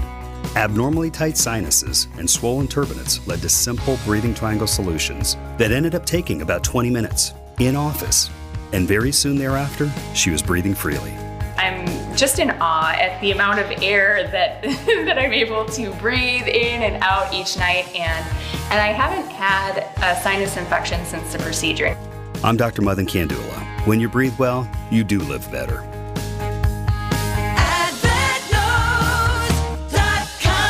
Results may vary. We are joined by State Senator Leah Vukmir. I ask you this next question simply because I know you will be asked about this constantly by the media, because that's what Paul Ryan and Glenn Grothman and Ron Johnson tell me happens. Obviously, President Trump is a dominant force, and I know you're going to be asked questions every time he says or does something about how you react to that. What sort of job do you think President Trump is doing, and if you're elected, how do you anticipate your working relationship with him is going to be? Well, I believe that President Trump has, he got elected for a reason. People are really connected with him, and I still believe that message that he has is out there as I travel across the state of Wisconsin. People have been tired of the same old politician who sits on their hands and doesn't say it like it is. Do I agree with everything that the president says or does? Absolutely not. But I do believe that, we have to respect the office, and he is currently that president. I believe it's very important for us, though, to surround him with people who have a good understanding of the various policy issues and to have a strong members in both the House and the Senate to be able to get serious reform done. So again, he's a very interesting person. I don't think any of us thought at the beginning of the primary season for the presidential last cycle that he was going to emerge, but certainly he has captured the hearts and minds of a lot of people across our nation. And so I look forward to the opportunity of learning firsthand what he's like when you deal with him in D.C. Leah, for people who haven't been tuned into politics or just starting to come back to politics after the last election cycle, clearly you and your potential opponent, Tammy Baldwin, are about as far apart on a lot of issues as people can get. If you had to identify 2 or 3 what I would call voting issues, things that really would be different if Leah Vukmir were the U.S. Senator as opposed to Tammy Baldwin? What would those 2 or 3 top issues be? Well, certainly, Tammy Baldwin doesn't really represent our values. She has no record to stand on. She hasn't been listening to our calls to change the way Washington works. In fact, she is the problem. She is Washington. And people tell me all the time that they believe that she is tone deaf. Now, my record is clearly different. I have listened to the people in my district when they have brought issues and problems to me. I have sat down with them, problem solved, come up with solutions, and then got them through the legislative process, and many times on a bipartisan basis. I'm a member of leadership, and sometimes when you're a member of leadership, people say you can never think straight again. But I have pushed my leadership, even as a member of leadership. I don't see Tammy Baldwin doing that. Tammy Baldwin stands shoulder to shoulder with, Chuck Schumer, Elizabeth Warren. She doesn't push them at all, other than to push them more to the left. So I think there isn't a more clear contrast between Tammy Baldwin and myself. I'm a person who will go to Washington and do things, not go to Washington and say things, and that's what Tammy Baldwin does. I'm getting a number of, while we're talking, I'm just getting a number of emails and texts. Obviously, one of the things that political junkies focus on is the horse race aspect of this. It costs a fortune to run for political office in general, as I know you know, whether it's as an assembly person or a state senator or now a U.S. senator. Are you going to have enough money to do that? You're obviously not going to be self-funding like perhaps some other candidates might be. This race is definitely going to require millions of dollars, and I am ready and have already begun the process of raising money. I know that I can do it. People thought in 2010 when I took on an incumbent Democrat senator, if you recall that race, it was the seat that flipped the balance of power in the state Senate the year that Governor Wagner was elected. No one thought that I could raise the money that time, and I certainly surpassed all expectations that time. Look, people know I'm a hard worker. People know that I connect. And I roll up my sleeves and I work hard. I truly am full on retail when it comes to this because it's very important to be with the people. I love it. It's not that I feel like I have to do it. I enjoy it because if you know my history, Jeff, that's how I got started. I began being concerned about an educational issue in my daughter's classroom, and that got me off my couch and got me into a local Republican headquarters where I picked up a phone, I picked up a clipboard, started doing doors. So I understand the importance of, connecting with people because I did it there at the very earliest level, and I watched leaders before me. Scott Walker was my state representative, and it was his seat that I took in the state assembly when he became Milwaukee County executive. So not only do I know the importance of it, I enjoy it. It is truly, I think, one of the most important parts of being an elected official, and sometimes people forget that. But that's why I've tried to knock on doors even on years that I've not been up for election. Well, Lee, I have a number of people actually texting me saying they're excited that you're in the race, and they're even offering to volunteer on your campaign. So best of luck as you start out this journey, and I'm sure we're going to be talking a number of times as we move forward over the course of the next several months. Well, thanks, Jeff. And you can just direct them to leahvukmir.com, and I would be very excited to have their help. Thank you so much. Good enough. Take care. Leah Vukmir, best of luck. Jeff. Sure. Leah Vukmir, state senator, throwing her hat in the ring to run for the Republican nomination.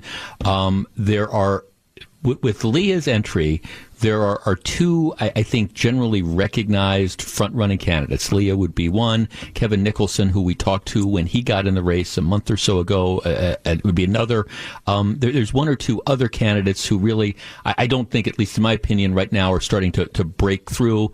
But and then there might be a couple others that join the race as well. But Leah Vukmir, very well known to voters in southeastern Wisconsin, a proven conservative who certainly adds a very important voice to this campaign. I am thrilled to see her getting in the race. More of the best of Jeff Wagner after the break. While you rest on the weekends, we work for you. Wisconsin's Weekend Morning News with Libby Collins the latest in news, Former Attorney General Bill Barr, do you believe Donald Trump is fit to be president? entertainment, Matt Miller from OnMilwaukee.com. I cried in this Godzilla movie. I cried No, you 3 didn't. times. I did. and more. The top 10 most dangerous Christmas songs to drive to this holiday season. Every Sunday morning starting at 8 on WTMJ.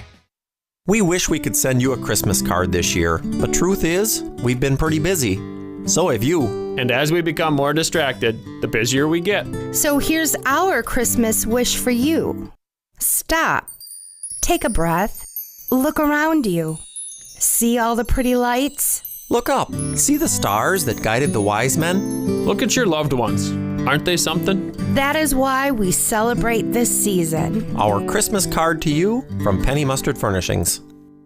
AccuNet Mortgage is an equal housing lender. NMLS ID 255368. Flimsy, feeble, flaccid. That's how you can describe most pre-approval letters these days. Heck, a lot of big banks issue pre-approval letters using soft credit pulls instead of real credit reports. Do you really want to compete in today's still low inventory market with a soft credit pull and a pre-approval that's silent on 2 of the 3 critical elements of a mortgage approval? A rock-solid guaranteed pre-approval from AccuNet not only verifies your credit with a real credit report, we also verify your income and down payment, and then issue a letter with a $2,000 guarantee to back it up. And now, AccuNet is issuing property-specific pre-approvals that often come with this sweet phrase: no appraisal required. That's right, AccuNet may be able to issue your pre-approval at or above the seller's asking price without needing an appraisal. Today's home market is still a metaphorical knife fight. Your bank is offering you, well, a pocket knife. AccuNet is Crocodile Dundee. Now that's a knife, mate. Click on the blue button today at accunet.com.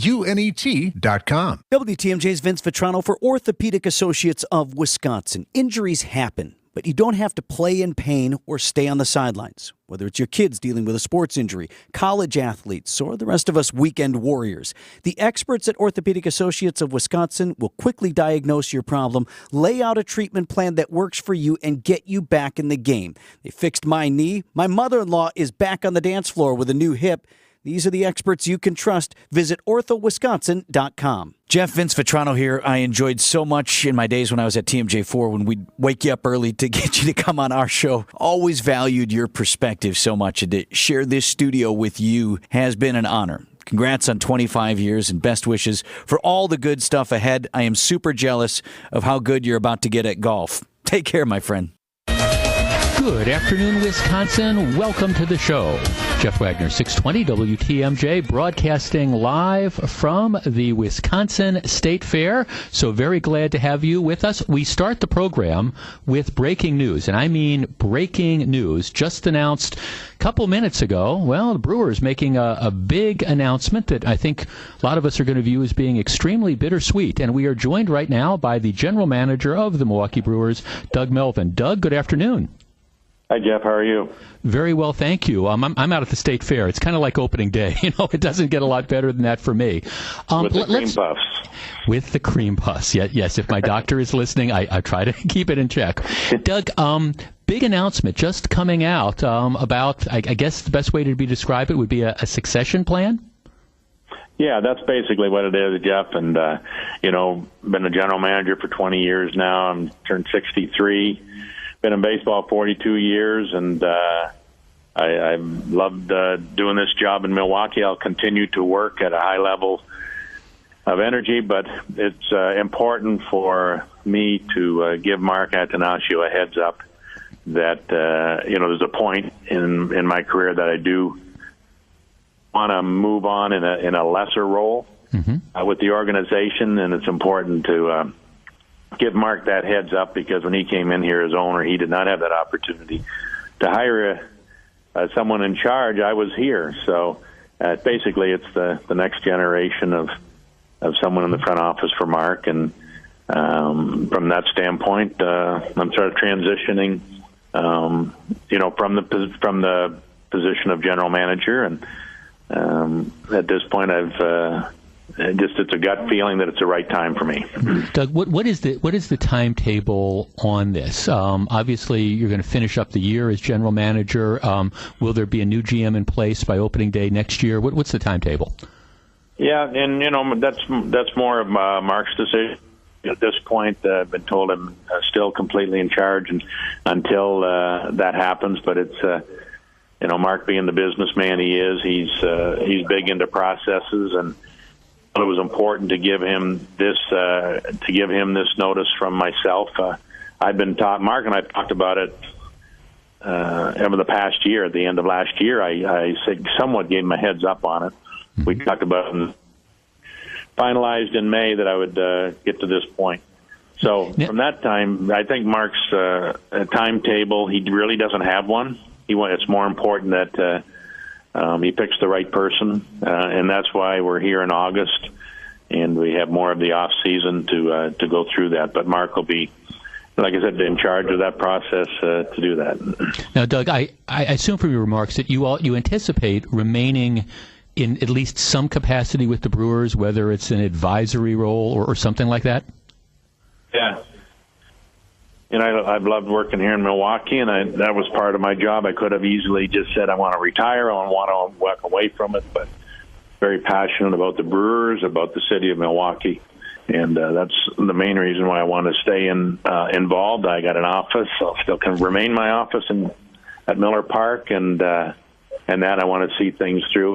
We did some exciting things at the trade deadline this year that I think is going to help the club in the future, and I want to be a part of that. So Mark's going to lean on me with my 40-some years of experience and in the process, and also in the future of the Brewers. But there's going to be someone that eventually will be in charge and making the major decisions. Doug, one of the typical dynamics is that it's the general manager that ends up hiring the manager. This year, a lot of us thought Craig Counsell was being groomed to, ultimately be your successor. Now he's the manager. Would it be safe to assume that anybody that comes in and fills your shoes is that really Craig Counsell is untouchable, at least for the immediate future? Well, I think again that Mark and I have talked about that, but I think Craig should feel pretty secure in that, and I think anybody that comes in would be delighted to have someone like Craig Counsell as a manager with his experience and coming off the field. That's part of this, what we call a generational move also, is we do have a young manager who's just recently out of the game, and I think that's a big plus for whoever comes in here to have someone like that, and that'll be part of the individual coming in and identifying that could be important to have someone in place like that. I know when Mark bought the club, his general manager was in place, and that was me, and I'd only been doing it for 1 or 2 years when Wendy Seelig had hired me. But so I think that whoever comes in should feel very comfortable that Craig is the right manager for what's going on. More of the best of Jeff Wagner after the break. I love the Fox and Hound Supper Club, especially the Friday fish fry. And all other dinners are buy one, get one free. I love that. WTMJ's John Mercure here. The Fox and Hounds is one of the most gorgeous and affordable supper clubs to visit during the holiday season. Order anything on the menu, including steak and lobster, and your second dinner is free. Desserts, and I love that chocolate cake, are also buy one, get one free. Sip on a delicious old-fashioned, Manhattan, bourbon, 100 wines. They've got Guinness on tap. The Fox and Hounds has been transformed into a winter wonderland with thousands of lights, decorations, and Christmas characters inside and out. It is spectacular. You'll feel the warmth of those 7 real wood-burning fireplaces right away. Saturday night, buy one prime rib dinner, get one free, and the Sunday brunch is magnificent. Kids and grandkids under 3 always eat for free. The Fox and Hounds off Highway 167, 2 miles east of Holy Hill. The drive is beautiful. Escape from your kitchen this weekend with a free dinner. Reserve at foxandhoundsrestaurant.com. Retirement doesn't have to be complicated. Are you sick of all the fancy charts and investment mumbo-jumbo thrown at you to justify the Wall Street fees you're being charged? It's not the size of your nest egg that matters, but rather the income it can produce. Hi, I'm Mitch Lyons, best-selling author and star in a brand new Hollywood documentary called The Retirement Deception. In this film, we traveled over 20,000 miles interviewing real Americans who have retired successfully with a great lifestyle and peace of mind. They share their stories on how they get more retirement income with the same dollar saved, and the money is never at risk if the market crashes. That's right, if the market crashes 30%, you lose nothing. Even the super wealthy are shifting money to this new strategy strategy because it increases their retirement income or can allow them to stop working years sooner. So if you're over 50 and want a bigger, better, stress-free retirement, call today to talk to a specialist and get a free copy of this brand new movie, The Retirement Deception. Call 800-857-7979. This is a $30 value, but when you call today, you get it completely free. Plus, I'll even cover shipping and handling, no credit card required. Call right now, 800-857-7979. 800-857-7979. That's 800-857-7979. We are joined right now by the general manager of the Milwaukee Brewers, Doug Melvin. It's interesting, Doug. The other night I was watching Moneyball again on television. That's been one of the sort of the dynamics that maybe has a little changed the industry, moving away, at least some teams, from the traditional, we depend exclusively on scouts, to now we're going to look at the sabermetrics and the numbers. Is that the future of the game of baseball, that Moneyball type of stuff? Well, I think it's put itself into the game, both in all the sports. Basketball is going through it too, and hockey and all of that. I think the word analytics scares a lot of people. I think it's just a gathering of information and using that information to make your decisions. The difference in our game in baseball, I think, is that you're drafting and signing kids that are 17 and 18, and there's still physical growth and development with them. They play in the minor leagues and that. So they may be 4 to 5 years. They're not completely fully developed like NBA players or NFL players. But so I think there's a huge scouting and development process of baseball that is still always going to be a big part of the game. And meantime, the analytics is still, I think it's still in the learning process. I don't think it's been proven. If it has been proven that there's a perfect model by analytics, there would be 30 teams doing it. Right. Doug, if you look... Only player development and scouting, there'd be 30 teams doing that, too. Right. Doug, as you look back during your tenure as general manager of the Brewers, again, going back to 2002, is there a moment or two that just really stands out in your memory of being, man, this is just absolutely tremendous? Well, the CC Sabathia trade will go down as one of my highlights of my career. And then the fifth game, Arizona, that was a great series, and Niger Morgan hitting the base hit, and Carlos Gomez, crossing home plate. There's only been 2 big hits here in Milwaukee Brewer baseball history: Cecil Cooper and probably Niger Morgan in the last number of years. But those 2 things stand out for me, and being able to do that in front of our winning that fifth game in front of our fans who deserve that. I was there for Game 5. It was spectacular. Okay, let me ask you the flip side. Because every day I'm sure you look at all sorts of trades and you say yes to one and you say no to 100. Is there one that got away? Is there something as you look back over the last decade plus that you said, gee, I'm sorry we couldn't pull the trigger on that one? I'm sure there is 1 or 2 of those, but I can't think of it offhand. I think that the one thing that we made a number of trades for players, and then we've lost them to free agency. Those are all things that I look back on that would have been nice to keep. Zach Greinke would have been nice to keep CC Sabathia. Those are the things you look back on, but I do understand why we weren't able to do that. But those are sort of the dynamics of the game today. And looking back on it, it would have been great to be able to do that. It's just unfortunate we couldn't because, they brought so much enjoyment here to Milwaukee. But there's a lot of things. I think this past July, the trades in July that we made at the deadline, I think is something that I thought was maybe not possible for us to do as we do this retool.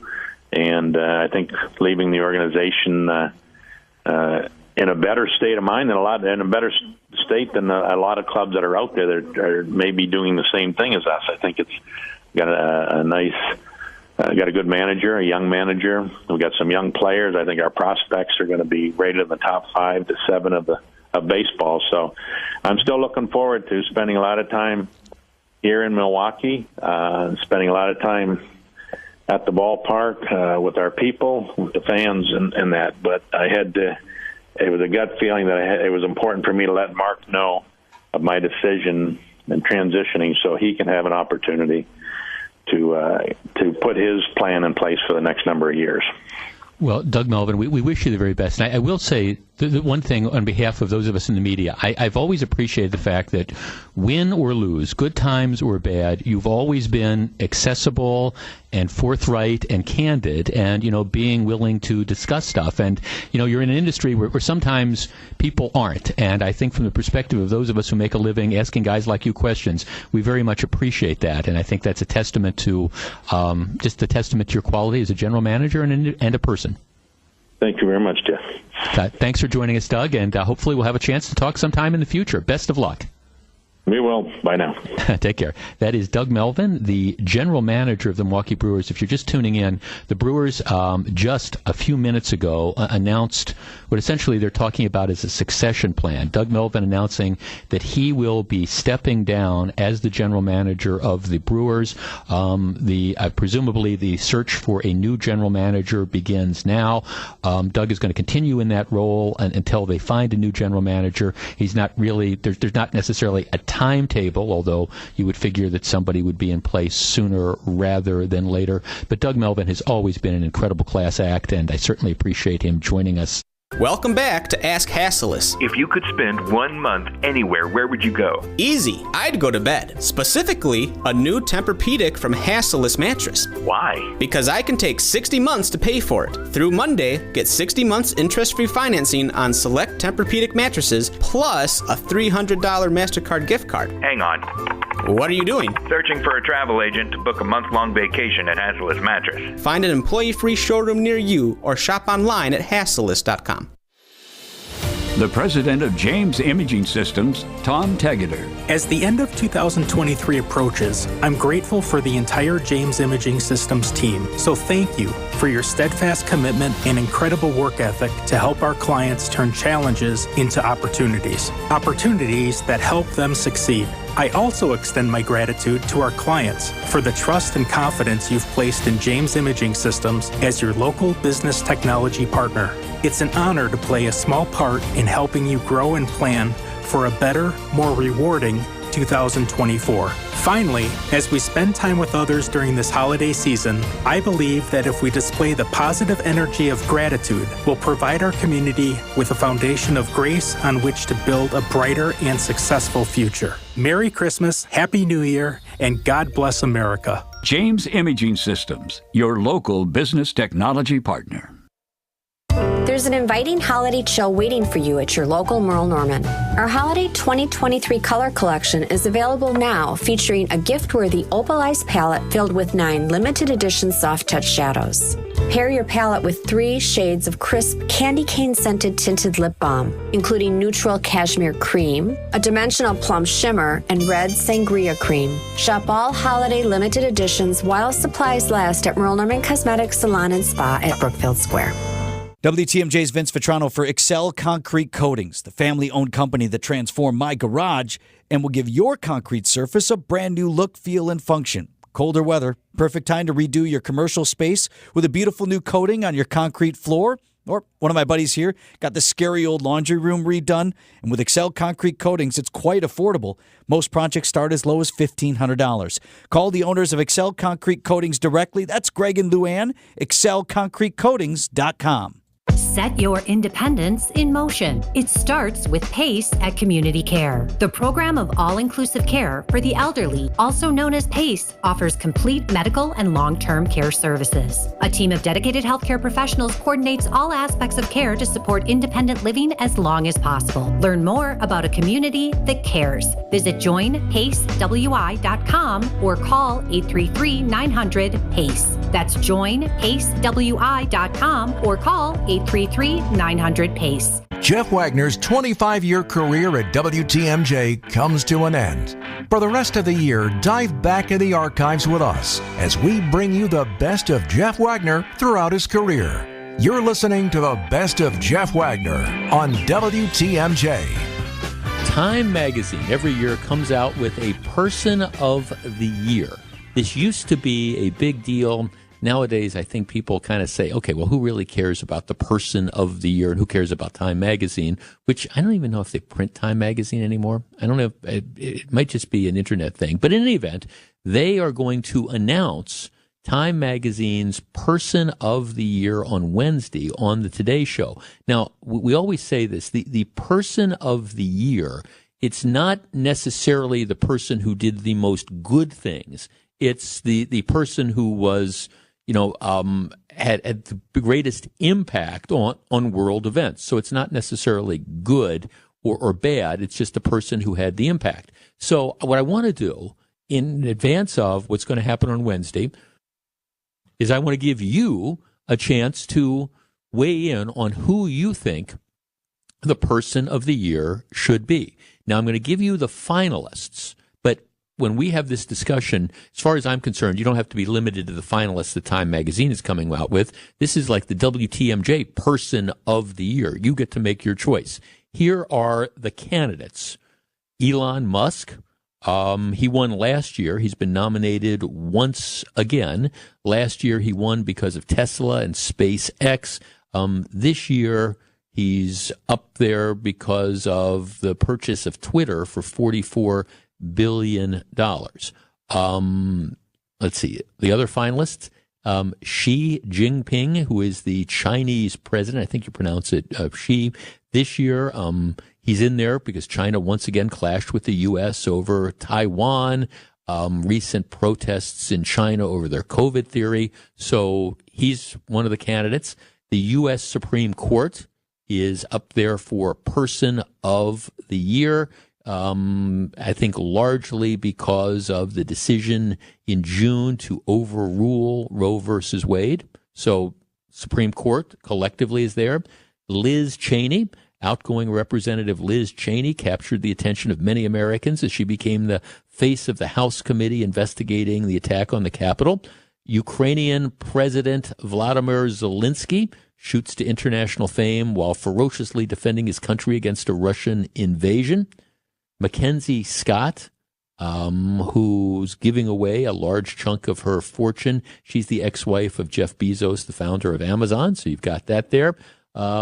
Protesters in Iran. Protests have swept across Iran since mid-September. So protesters. Ron DeSantis, Florida's governor, has surged to the top of the Republican Party's star list and is involved into something of a foil for Trump. Of course, Ron DeSantis cruised to re-election in November, winning Florida by about 20 points. Janet Yellen, she became the first female Secretary of the Treasury in 2020, and she's been at the height of, again, everything that's going on with the economy. And then gun safety advocates, people pushing for safer firearms. Okay, those are the nominees. Those are the potential nominees. But I don't want you to be limited by that. My question to you is, and again, when we say person, they talk about things collectively as well. It's not necessarily any one individual. Gun safety advocates, for example. You've got the Supreme Court, which would be 9 people. So let's get ahead of Time Magazine. And a couple of our listeners say that they do still publish Time Magazine. Shows how long it's been since I've bought a magazine on the newsstand. I actually think that this one's pretty easy. More of the best of Jeff Wagner after the break. Once the final whistle blows, Bucks Talk with Justin Garcia is on the air. Recap every Bucks game, win or lose with Bucks Talk. To borrow from Mike McCarthy, I am just looking for this team to stack successes. Find one thing that works, keep doing it, and build on it that way. It's Bucks Talk with Justin Garcia. Oh, God. You said Mike McCarthy. Oh, Justin. My God. That's horrible. Only here on the home of the Bucks, WTMJ. If you can't get a good night's sleep, let me ask you, are you breathing well? Because if you're snoring or waking up each night with a stuffed up nose, or frustrated with your CPAP mask, the root of your sleep problem lies in your breathing triangle. And if any one of those passages isn't working, you won't sleep well. And there's no mattress, pill, or other gimmick that can fix that. I'm Dr. Madan Kandula. A recipe for a good night's sleep starts with an open airway. Now, there are devices that can help solve snoring or sleep apnea problems. If you walk into a sleep center, know you'll walk out with a CPAP. And you might find other options elsewhere, but the simple truth is, if your nose doesn't work properly, no device will help. Only at Advent will you find every effective snoring and sleep apnea solution, along with a world-class team that can get your nose working properly again. Go to adventknows.com to schedule your appointment, because Advent knows when you breathe well, you live better. Gift cards from the amazing Mine Shaft Restaurant in Hartford make great holiday gifts, as everyone loves a delicious breakfast, lunch, or dinner. Buy a $100 gift card and get a $20 gift card free. It's easy. Order online at mineshaftrestaurant.com. We're about to tell you what we've chosen to be the 2023 Wow Collection at Kessler's. And all I can say is wow. $898 buys her a pair of exotic inside-out diamond hoop earrings. 1 carat total weight of newborn created diamonds. Inside-out diamond hoops. Wow. Another $898 buys her a tennis bracelet that will circle her wrist with glittering diamonds. If you want that 1 carat tennis bracelet but with natural diamonds, it's just $15.98. Wow! A 1/4 carat diamond cluster pendant dripping with natural diamonds, just $598. We believe these are the lowest diamond prices we'll see in our lifetime. 4 carats total weight. Did you say 4 carats? I did indeed. It's a wow engagement ring with 2 wedding bands that will fill any room with hot points of light like a disco ball. 4 carats total weight, just $3,998. Wow! Find the Kessler's nearest you and see our extended holiday hours at KesslersDiamonds.com. WTMJ, W277CV, and WKTI HD2 Milwaukee from the Annex Wealth Management Studios. This is News Radio WTMJ, a Good Karma brand station. Hey, Jeff, this is Charlie Snell, your producer from about May of 2022 to May of 2023.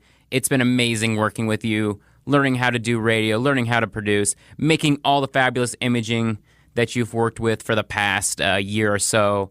And I wish the best for you in your retirement, whether it's just taking it easy or getting back into being a lawyer. All the best. Love ya.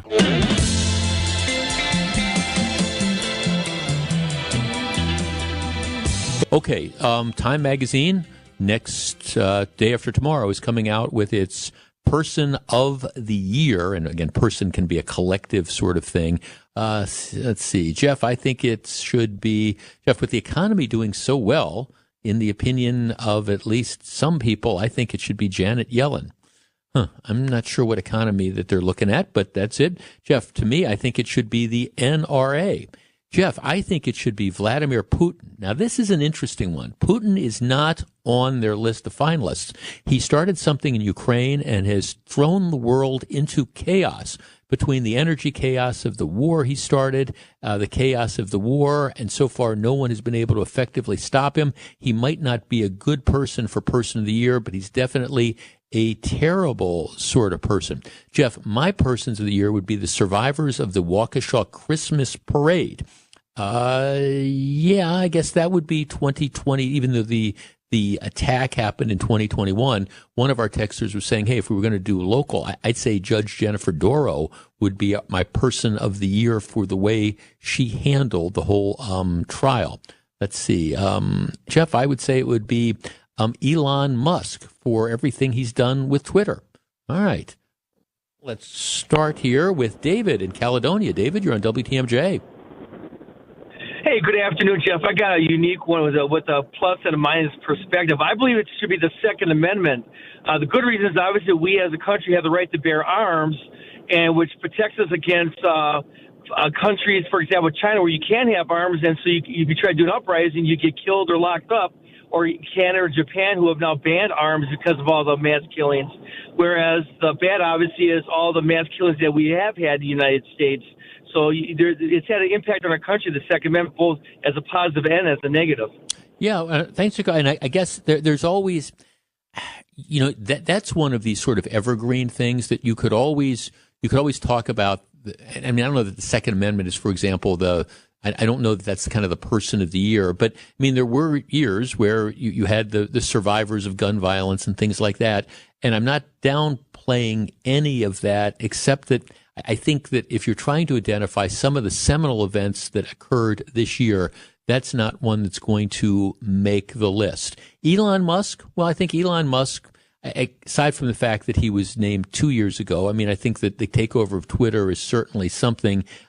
Xi Jinping from China, the Supreme Court, I think you can make a strong argument for that because the decision to overturn Roe versus Wade had so many different impacts, not just the decision itself to reverse like a 50-year decision, but also the effect that decision had on the elections, where from the perspective of Democrats, that was the issue. I mean, it was, look, we need to protect abortion rights, and the only way you can do that is by electing Democrats. So it wasn't just, if you wanted to make an argument for the Supreme Court, it's not just the idea that, hey, they reversed Roe versus Wade, but also it is the effect that had. And if you want to localize it, regardless of how you feel about this, you have the fact that, candidly, you have now abortion for all intents and purposes is illegal in states like Wisconsin. So if somebody wants to get an abortion, you got to travel to Minnesota, or you got to travel to, Illinois. So you've got the political upheaval, you've got the personal issues that are caused, and you've got, reversing one of the seminal decisions. I could see that. Liz Cheney, I think that's probably a little localized. I mean, I think that it's a little bit narrow for that. Mackenzie Scott, I don't know. Protesters in Iran, I don't think so. DeSantis, clearly, I think DeSantis is clearly somebody I could understand where that would come from, but I don't think DeSantis's time has come now. If DeSantis a year from now has emerged as the face of the Republican Party, or 2 years from now he's elected as the next president of the United States, which I think is certainly a possibility, I think you've got that options. Those are all going on there. Jeff, I think for better or worse, I would say it would be the Supreme Court. Understand that. Let's talk to Michael in Lake Geneva. Michael, you're on WTMJ. Good afternoon. How are you today? I am well, thank you. Okay, who should Time name as their Person of the Year? I was a subscriber to Time Magazine for about 35 years, and I kind of understand the dynamics that go into the choice. Right. And it's not always pretty. And Vladimir Putin he has kind of tilted the world on its axis. Yes, there's a lot of things affecting just us in the United States, the Supreme Court, et cetera. But Putin has absolutely changed the dynamics of the economy, not just here, but certainly over in Europe. And certainly over in the entirety of Europe, in China, in India. I mean, he has really set things back badly for a lot of people. And it's, as I say, it's all for the ugly reasons, but he's the one who has really carried the most influence in the world today. Well, because nobody, and I understand what you're saying, because you could make the argument that none of this other stuff happens. Like, for example, Volodymyr Zelensky as the president of Ukraine doesn't emerge if it wasn't for Putin and his aggression towards Ukraine, for example. Exactly. Everything to Putin is reactionary. Look at what's happened to oil, gas, natural gas. Again, the lifestyles over in Europe. It is all initiated by a madman sitting in Moscow. Yeah, no, thanks for calling. And that's, again, using the criteria that Time uses, which is, for better or worse, an individual or a collective group of individuals who's had the greatest impact on the world. I can understand where that comes from. Jeff, I think it should be Queen Elizabeth, just to honor her long tenure as queen. Yeah, I don't think that's going to happen, and she wouldn't be on my list. All right, the overwhelming choice, and we're swamped with this. Here's one. Originally thinking the U.S. Supreme Court, but people are making really good arguments for Vladimir Putin. I think, and this is, I guess, if I were, let's put aside the Time list for a second. They're finalists. If you were to say to me, okay, Jeff, where does this go? Name an individual who you think deserves to be Person of the Year. To me, this year, and some years are kind of tough, and I understand some of the arguments, but to me, this year, I think it's clearly, Zelensky. Think back to when the original invasion of Ukraine occurred, was it February or early March, the general thinking was it's going to be a 3 or 4 day war. I mean, the Russian military is going to move in, and they're going to be viewed as conquering heroes, and they are going to take over the country. And I think that's not what played out. That's not how it happened. And I think the fact that, he is the face, and look, I appreciate that what's going on in Ukraine is much different. It goes well beyond Vladimir Zelensky, but he is certainly the face of this embattled country defending itself against a Russian invasion, and I think it's the green shirt, the tough, no nonsense, demeanor, his reassuring addresses to the Ukrainian people, and the fact that what you have is that now Ukraine appears to be turning the tide, and not only wasn't Russia able to take over the country, but now you have Russia being pushed back on all these various fronts. So I think if you were asking me to pick a person, and I understand the argument for Putin, and I think that's compelling, my 3 finalists would have been Putin, it would have been the Supreme Court for the reasons we've talked about. But if I had a choice and I had a vote here, to me it would be the Ukrainian president, Vladimir Zelensky, who candidly, I think, and this might not accurately reflect who Zelensky really is, but he has emerged this year at least as the face of a free Ukraine, the person who's providing the inspirational leadership to his country at a time when I think a lot of people thought his country was just going to get swallowed up by the Soviets. And that's not what happened. And I understand some people don't like Zelensky. I get it. I understand that. But I think this year, if you were asking me somebody who stands out as, again, the face of Ukraine fighting overwhelming odds and succeeding, to me, I think it's Zelensky. And so I won't be surprised. To me, this is an easy one. Putin and the Supreme Court would be number 2 and 3 in one, and not necessarily in that order. You're listening to our celebration of Jeff Wagner's 25-year career at WTMJ. Vince Vitrano here with the perfect holiday gift. My family would love to host your family on the biggest, boldest vacation ever. A 7-night adventure on the largest cruise ship in the world, the Royal Caribbean Wonder of the Seas. I'm working with Expedia Cruises in Brookfield, part of the #1 travel brand, Expedia, on this special invitation. We set sail December 29th, 2024, and celebrate the new year together at sea. Visit Expedia Cruises in Brookfield or call 262-955-1980. Hey, Fleet Rewards members! Save 12% now through the 24th at Fleet Farm. No rebates, no waiting, no mail-in forms or receipts. The added 12% savings coupon is for all members in-store and online. Not a member? Sign up in minutes to get your additional savings now. Forget the stamps or waiting for rebates. Save 12% during Fleet Rewards Appreciation Days. And thanks for shopping Fleet Farm. Some restrictions apply. The place you want to go, Lynch McWanago. Nobody sells for less than Lynch. Your locally owned hometown station gives you the news and what it means to you. Wisconsin's radio station, News Radio 620 WTMJ, Milwaukee. Good afternoon, 2:01. We have cloudy skies, 44 degrees. Showers tonight with a chance of patchy fog. Overnight low of 41. From the WTMJ Breaking News Center, I'm Connie Weber. The Supreme Court says it will not immediately decide the key issue of whether former President Donald Trump has broad immunity for actions he took challenging the 2020 presidential election results, as requested by special counsel Jack Smith. This week, Colorado's Supreme Court banned Trump from that state's presidential ballot.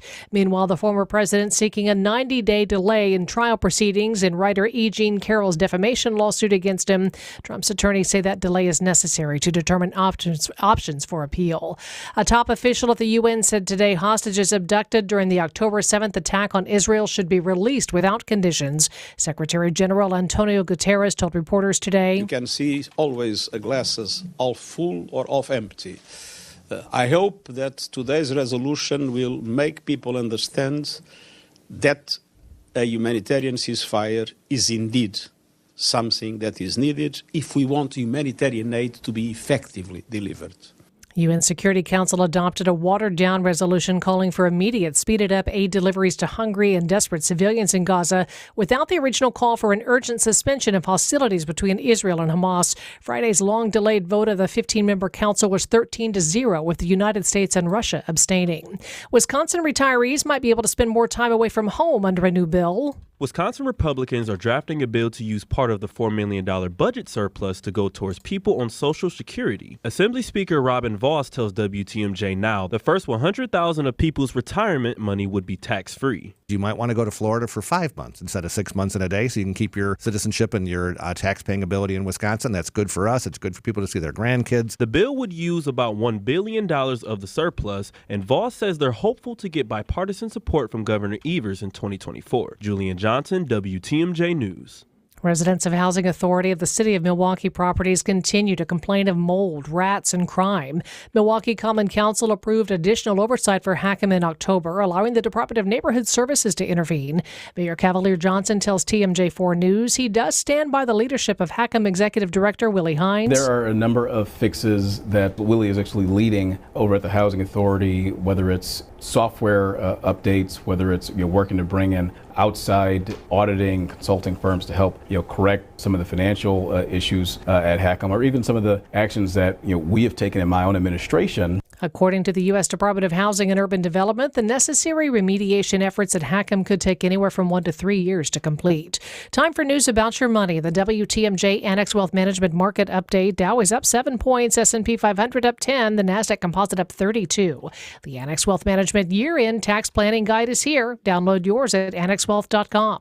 Sports, traffic, and weather are next. Sighting Unlimited, WTMJ News Time 2:04. This report sponsored by the Fredert and the Medical College of Wisconsin Health Network.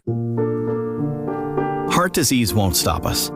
Diabetes won't slow us down. Allergies, high blood pressure, shoulder pain, cancer. Nothing will keep us from pushing Wisconsin ahead. Because with the Fredert and the Medical College of Wisconsin Health Network, forward progress is what we stand for. That means always pushing and always innovating.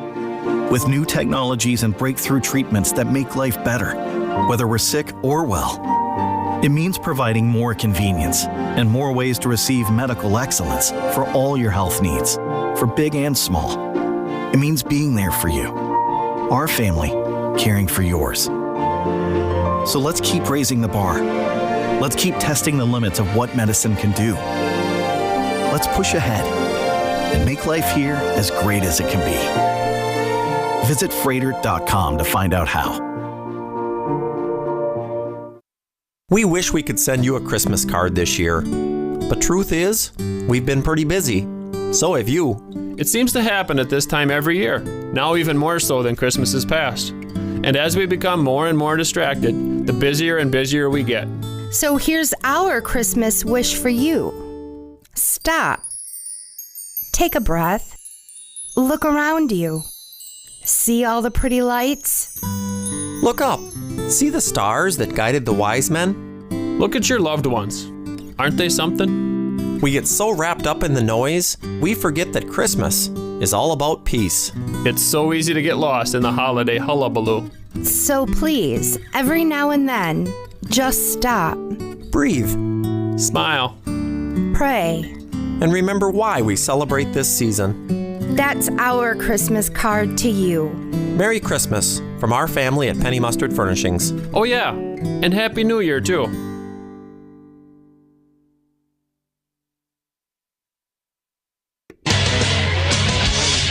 Damian Lillard is now the 49th leading scorer in NBA history. His 24-point effort Thursday lifting him above Tom Chambers in the all-time rankings. The Bucks, they did beat the Orlando Magic 118-114. The team's now won 15 consecutive games at Fiserv Forum and 6th consecutive overall. Next up, the New York Knicks on Saturday afternoon. In the NFL, the Packers hoping to right the ship after 2 consecutive losses. At 6-8 on the year, the team's playoff hopes are still alive should they take care of business Sunday against a 2-12 Carolina Panthers. Kickoff is at noon. Our pregame coverage starts at 9 o'clock with Green Day Game Day right here on WTMJ. And in college hoops tonight, the 6th-ranked Marquette Golden Eagles are in action at Fiserv Forum. They host Georgetown. Tip-offs at 6 p.m. You can catch the game over on our sister station 94.5 ESPN. I'm Mike Spalding. WTMJ Sports. Taking a look at your roads with your Johnson & Sons Paving Time Saver traffic. Just a little bit of slowing. Construction zone, I-43 southbound, Brown Deer Road to downtown. That's about a 15-minute drive this afternoon. Everything else looking good. Jeff Wagner's 25-year career at WTMJ comes to an end. For the rest of the year, dive back in the archives with us as we bring you the best of Jeff Wagner throughout his career. You're listening to the Best of Jeff Wagner on WTMJ. All right, we are right now in the middle of my three big things segment that we start every program off with. Barack Obama leaves office about 25 or 26 hours from now. Historically, the way presidents have behaved, ex-presidents, is that they are supposed to be perhaps seen, but definitely not heard.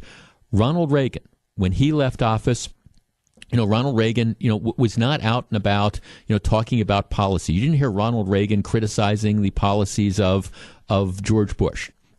When George Bush II left office, Barack Obama took over. You have not heard former President Bush on the campaign trail railing against Obamacare or railing against this policy or that policy. I mean, the idea was, he's had his time, and he is going to allow the new president to come in without having to be criticized. The only real exception to that has been Jimmy Carter, who had a failed presidency from 76 to 80, and Jimmy Carter has, of course, not gone quietly into the good night, and he's been very vocal for various administrations. But that is pretty much the exception. Barack Obama has a press conference yesterday where he announces that he doesn't intend to go quietly into the good night either, and while he doesn't expect to weigh in on day-to-day policy debates, he still vows to inject himself into the national debate if he senses an erosion of the nation's core values, meaning efforts to suppress the right to vote, read voter ID laws, stifle free speech, or round up young undocumented immigrants. For example, what Donald Trump is talking about doing. Let's talk to Dave on the South Side. Dave, you're first. Good morning. Yeah, Jeff, I think he's going to be since the Clintons aren't no longer the leader of the Democratic Party, I think he's going to make himself the leader of the Democratic Party, even though he's the ex-president. So was Bill Clinton, and Bill Clinton speaks out.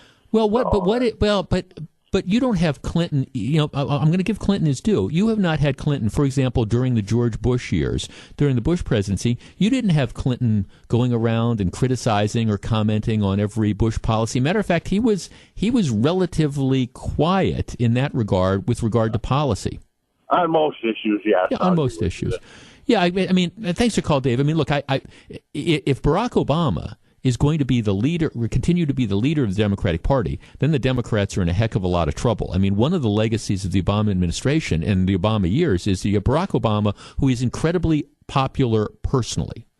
But what's happened to the Democratic Party during these last 8 years is it's been decimated. You've lost, how many congressional seats, how many Senate seats, how many local offices, how many governorships. I mean, whatever personal popularity Barack Obama had and his ability to mobilize people to come out and vote for him, it is not translated into any sort of electoral mandate. And, in many respects, Barack Obama has been the best thing for the Republican Party over the course of the last 8 years. So if he's going to be the titular leader and he's going to be the guy that's out there, throwing, verbal bombs at Donald Trump, the Democrats are in a lot of trouble moving forward. But the bottom line is, I just think it's unseemly. I mean, I understand that presidents are about protecting their legacies and things like that. But at the same time, if you have an ex-president who decides, gee, I don't like the fact that they're rolling back my immigration policy, or I don't like the fact that they're rolling back this executive order, that's just, it is, in my opinion, it is unseemly, and you just want to say, hey, shut up. Sue from Lodi says, writes on email, this is my most fervent hope that Barack Obama would have the common sense and dignity to just retire quietly into post-presidential life following the example of George W. Bush. Sadly, I guess I always knew his ego and need for the limelight wouldn't allow it. The Obamas and the Clintons need to step away from political and public life. Lord knows there's going to be enough people that are going to be out there, with the long knives out for Donald Trump. Robbie in Appleton. Robbie, good morning. You're in 620 WTMJ. Good morning, Jeff. I think that Barack Obama will definitely be out there over the next 4 years, but I also believe that they're going to start putting Michelle Obama out there a lot more, especially on bigger issues. But I think she's going to weigh in a lot more because I believe that the Democratic Party is going to start grooming her for a run in 4 years. Thanks. I guess I'm going to say this. I disagree with you. I think I don't think Michelle Obama. She is not Hillary Clinton. I don't think she has political aspirations. Now, maybe 4 years from now, I'm going to have to eat those words because they're out there. I don't think she has political aspirations. I mean, there was no question. When Hillary Clinton was first lady, you could tell. I mean, she was dripping with that ambition, and so it was no surprise. See, I think I'm not sure what the next public act is going to be for Michelle Obama, but I don't think it's going to be in politics. I think she is going to perhaps transcend politics. Will she do fundraisers or things like that? Yeah, I will be shocked if she actually decides to ever run for an office. I don't see her going to Illinois, for example, and running for the U.S. Senate. Could be wrong, but I don't think so. Jeff Wagner, 620 WTMJ. Be our eyes on the road. See something out there that I should know about? Hi there. I was trying to report a traffic accident for your traffic reporter, Debbie Lazica. Call me, Debbie Lazica, at thehallmazda.com traffic tip line at 414-238-9329. Hi, Debbie. It's Michael. Eastbound 894, and there's a fender bender, and these guys are blocking the right lane. The drive affects you. Why not be part of it? Give me a call, 414-238-9329. Hey, this is WTMJ Steve Scafidi for Omaha Steaks and omahasteaks.com. You want to be the person everyone says, oh my goodness, gives the best gifts. How about this one? The gift of Omaha Steaks. Send it to a friend, family member. I've done this. You'll never forget their smile when the next time you see them, they say, oh my goodness, that was amazing. It's a favorite memory. Omaha Steaks is perfect for the holidays. The holidays are here. Take the guesswork out of that shopping. Go to omahasteaks.com, save 50% off site-wide. Plus, use our promo code WTMJ, get an additional $30 off your order. Juicy butcher's cut filet mignons, gourmet jumbo franks, even easy to prepare meals that are ready in a flash. With Omaha Steaks, the possibilities are endless. Offer won't last long. We're ready to ship your order right away, so shop early, beat the shopping rush. Go to omahasteaks.com, use promo code WTMJ, $30 off your order. A gift from the heart. Visit omahasteaks.com, enter the promo code WTMJ, get an extra $30 off your order. Make your holiday. Minimum order may be required. Accunet Mortgage is an equal housing lender. NMLS ID 255368. Chris and Tim closed their first loan with Accunet $116,000 ago in terms of the median sales price in southeastern Wisconsin. We helped their daughter buy a home earlier this year, and now we're helping them buy their retirement condo. We're told there were 3 offers, 2 cash offers, and Chris and Tim's offer backed up by an Accunet rock-solid guaranteed pre-approval. All 3 offers were probably over the asking price, but we're surmising Chris and Tim's offer was the highest because when the sellers asked the listing broker if they could count on the offer with the pre-approval letter, the answer was simply, Accunet really does their homework. It's not easy to beat a cash offer over the asking price, but that's exactly what Tim and Chris did with some help from their trusted family mortgage lender. If you don't think the lender's name on your pre-approval letter matters, think again. It's still a seller's market in the Badger State, so click on the blue button at Accunet.com today to get started with your rock-solid guaranteed pre-approval. That's ACCUNET.com. Hey, Jeff, it's Steve Wexler here with hearty congratulations and a couple quick thoughts on your radio career. I have always appreciated your common sense, your authentic approach. You never tried to be something you weren't, and the audience knew it. That's one of the reasons you have been such an important and successful voice in our community and on our station. It has been a real pleasure. It's been an honor being part of your talk radio journey over the years. I join all of your Good Karma Brands teammates in wishing you and Fran all the best. And may I personally just say thank you for being part of WTMJ's amazing legacy. We are back. Well, we live in interesting times.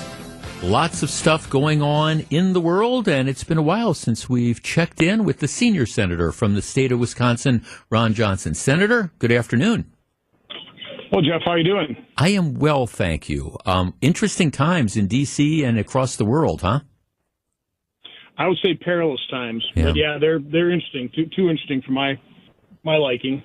Okay, Senator. Let's start. Let's talk about the Mid East. And I guess there's many sort of questions here, but let's start with the question of what should the U.S.'s role be in supporting Israel? And I understand that that's a big question. You can take it wherever you want.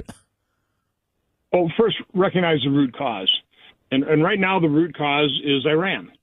And the Obama administration and now the Biden administration have coddled Iran, funneled hundreds of billions of dollars into not their economy, primarily their military. They use that money to fund and direct groups like Hamas and Hezbollah and the Shiite militias that are now attacking U.S. troops. If the same number of Americans were slaughtered, I mean brutally slaughtered, as what happened on October 7th in Israel, 1,400 Israelis lost their lives, that would be equivalent to about 50,000 Americans. You can imagine what America and what Americans would require of our government and military to eliminate that threat so it would never happen again. And that's what Israel has to do. And what America's role ought to be is to support Israel in its right to defend itself and eliminate the threat of Hamas. And it's going to be awful. It's going to be messy. But we would demand that our government and our military do exactly what Israel's going to have to do. So I assume you will be on board when legislation ultimately comes to the Senate, providing a large amount of aid to Israel. Yes, and it's really not going to be, in the scheme of things, that large an amount. Right now, what the administration proposed, about $14 billion in their overall package. That apparently is what Israel requested. But I don't think that should be packaged with anything else.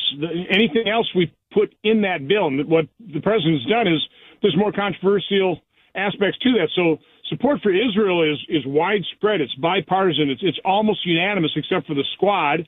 Why don't we pass that and make sure that Israel gets the support it needs? Let's not hold that hostage for less popular spending. Yeah, and we'll talk about Ukraine in just a second. But before we leave the topic of the Middle East, I agree completely with what you said about this is a lot of what is going on now has been fostered by Iran and the agitation. What long range, what should our government be doing? Because my sense is there's a lot of the countries in the Middle East that there's no love lost for Iran either. Well, first of all, recognize reality. It drove me nuts when Obama was negotiating that nuclear deal. Iran was never going to give up their nuclear ambitions. They were always going to secretly pursue pursue the missile technology, and that's exactly what they've done. So, recognize reality, recognize the malign force that Iran is.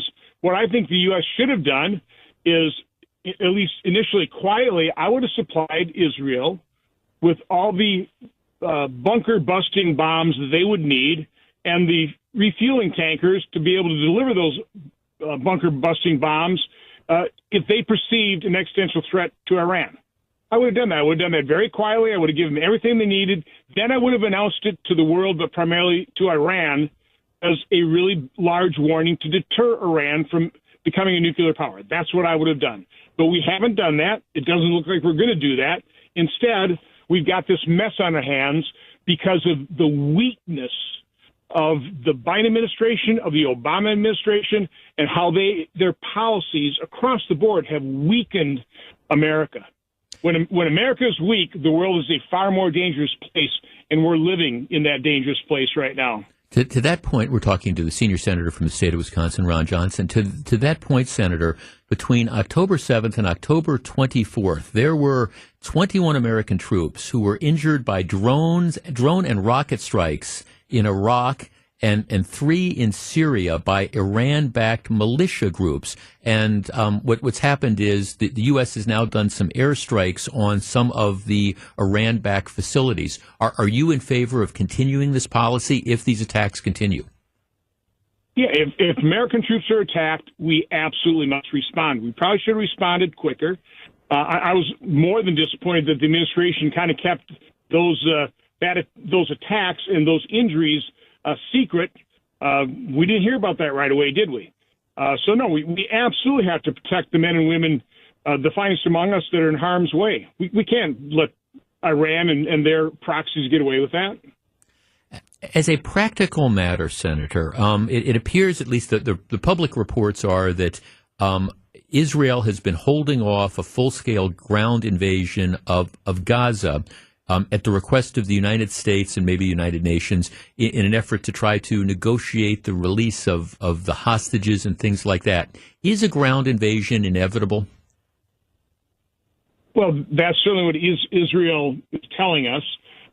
I think we need to leave it up to Israel to do what it believes it needs to do. I really don't want America interfering with that. I listened to Generals brief us, and I think they are being given some pretty good advice, but it should only be advice. It shouldn't be pressure. And I do fear that the Biden administration may be pressuring Israel to delay their response, which would put more Israeli soldiers at risk as Hamas hardens its defenses as a result of the time being given it. So, again, I want Israel to direct this. I don't want them hampered by Biden administration demands. More of the best of Jeff Wagner after the break. Get inside the mind of Mark Tauscher. I feel like I'm a smart person most of the time. See the world from his perspective. Sometimes ignorance is bliss. And in this case, I don't know if I'd say it was bliss, but I was definitely ignorant. On Wisconsin's Morning News, every day at 7:50. I kind of went with the attitude of don't even have your phone with you. They can't call you, and they can't cut you. Mark Tauscher on Wisconsin's Morning News. Presented by your Wisconsin Chevy dealer. Pella Windows and Doors of Wisconsin and Kohler Services. Joint pain. You have it? It's time to get rid of it. Make that call to QC Kinetics and get rid of that joint pain.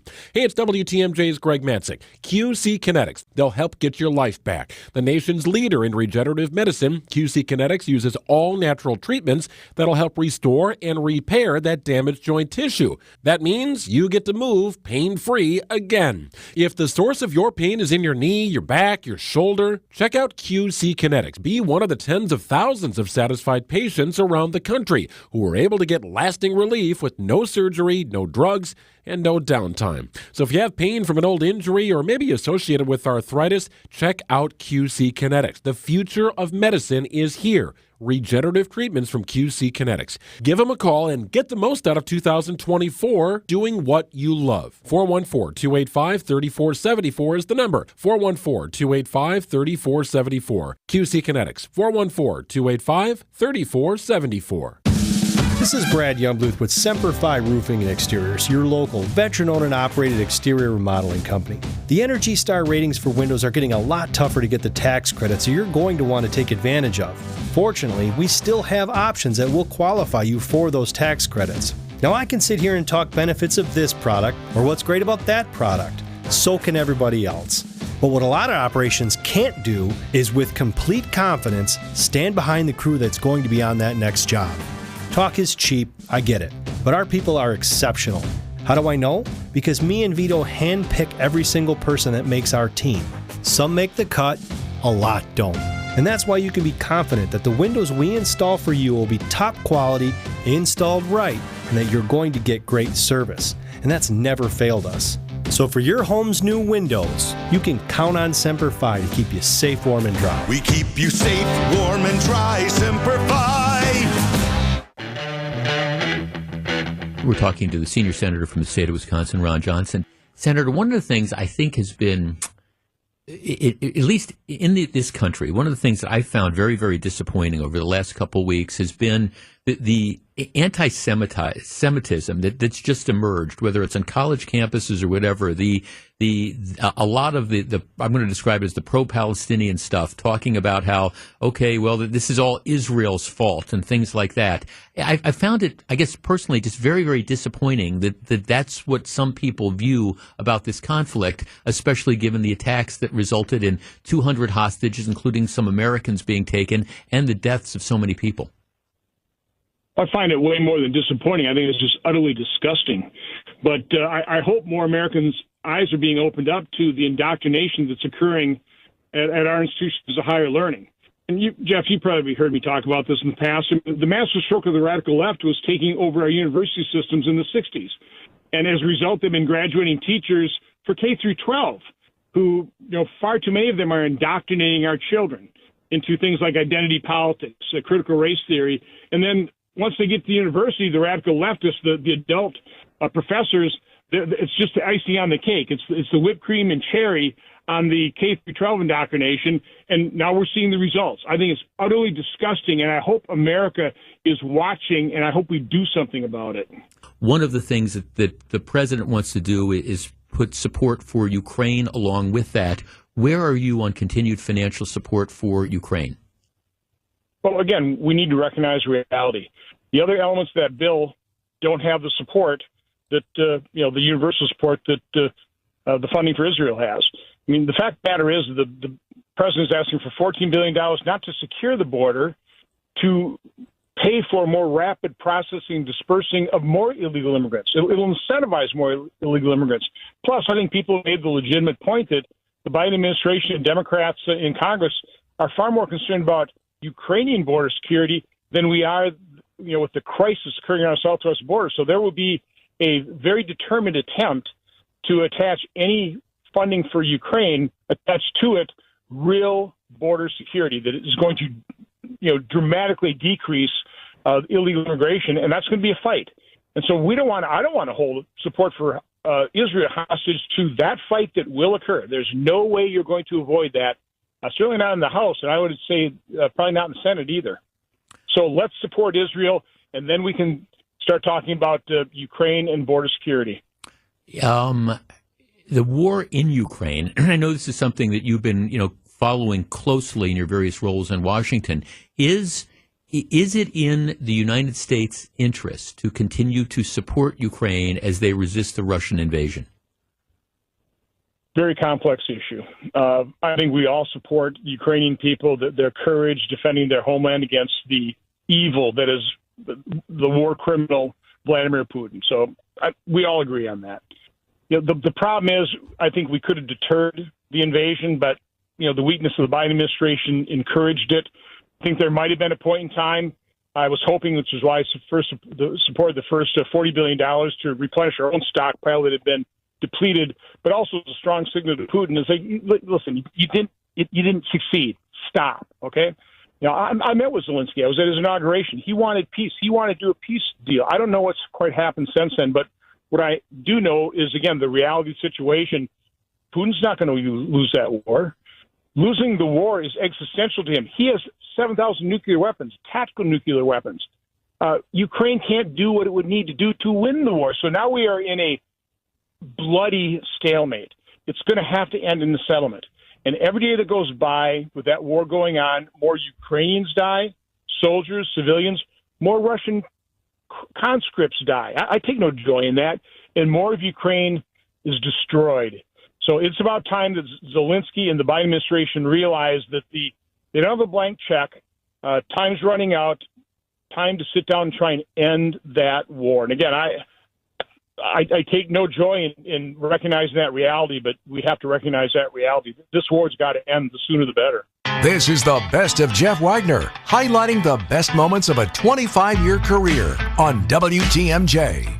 Retirement doesn't have to be complicated. Are you sick of all the fancy charts and investment mumbo-jumbo thrown at you to justify the Wall Street fees you're being charged? It's not the size of your nest egg that matters, but rather the income it can produce. Hi, I'm Mitch Lyons, best-selling author and star in a brand new Hollywood documentary called The Retirement Deception. In this film, we traveled over 20,000 miles interviewing real Americans who have retired successfully with a great lifestyle and peace of mind. They share their stories on how they get more retirement income with the same dollar saved, and the money is never at risk if the market crashes. That's right, if the market crashes 30%, you lose nothing. Even the super wealthy are shifting money to this new strategy because it increases their retirement income or can allow them to stop working years sooner. So if you're over 50 and want a bigger, better, stress-free retirement, call today to talk to a specialist and get a free copy of this brand new movie, The Retirement Deception. Call 800-857-7979. This is a $30 value, but when you call today, you get it completely free. Plus, I'll even cover shipping and handling, no credit card required. Call right now, 800-857-7979. 800-857-7979. That's 800-857-7979. I couldn't even bend over, but now after stem cell treatment,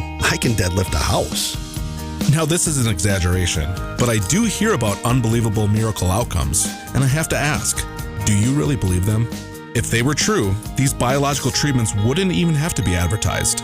Truth is, stem cell effectiveness is nowhere near 100%. It's expensive, and it doesn't last. At Rejuvenex, our FDA-approved pharmacological treatments ease inflammation and reduce pain. They're precisely administered to where your pain lives, and they work. Will the pain reduction last forever? No. But in some cases, relief has lasted as long as 24 months, and in most cases, insurance has paid for the treatments entirely.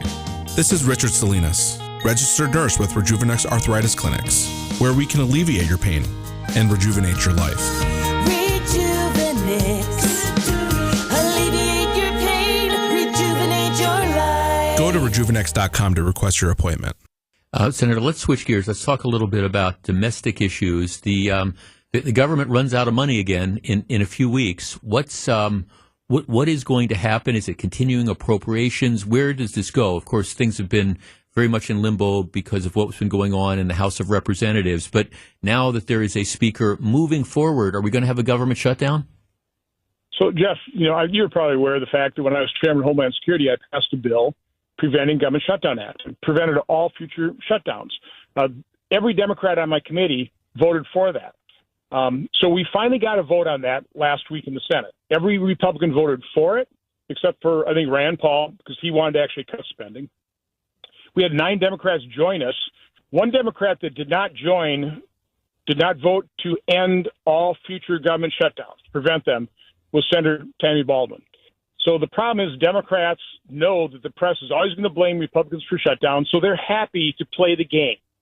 And that's what it is. They're playing the game with people's lives, shutting down the government, disrupting things, causing government to cost more. Republicans wanted to end that game. It's ridiculous to be threatening these shutdowns.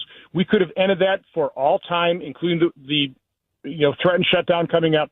But Democrats in the Senate, including Senator Tammy Baldwin, voted no to prevent future government shutdowns. So, yeah, that's a risk. Now, the good news is Speaker Johnson has indicated that he would be for a longer-term CR so that they can bring up these appropriation bills in smaller tranches so that we can give the spending greater scrutiny. I've been supporting this, so hopefully we'll do a CR that gets us to what he's suggesting, April 15th. I'd completely support that. Hopefully a clean CR, get that done, go to work, start passing these appropriation bills. Defense by itself, we're working on a 3-bill minibus right now in the Senate. We've been fooling around with that one for weeks. So it's not exactly like the 3-week shutdown in the House, deterred the Senate from not doing anything. We've been twiddling our thumbs as well. So now it's time to get to work, start passing these bills, give them the scrutiny, pass that CR that takes us into April, and then once we've done that, start appropriating for fiscal year 2025 so we're not back here in next October in the same situation.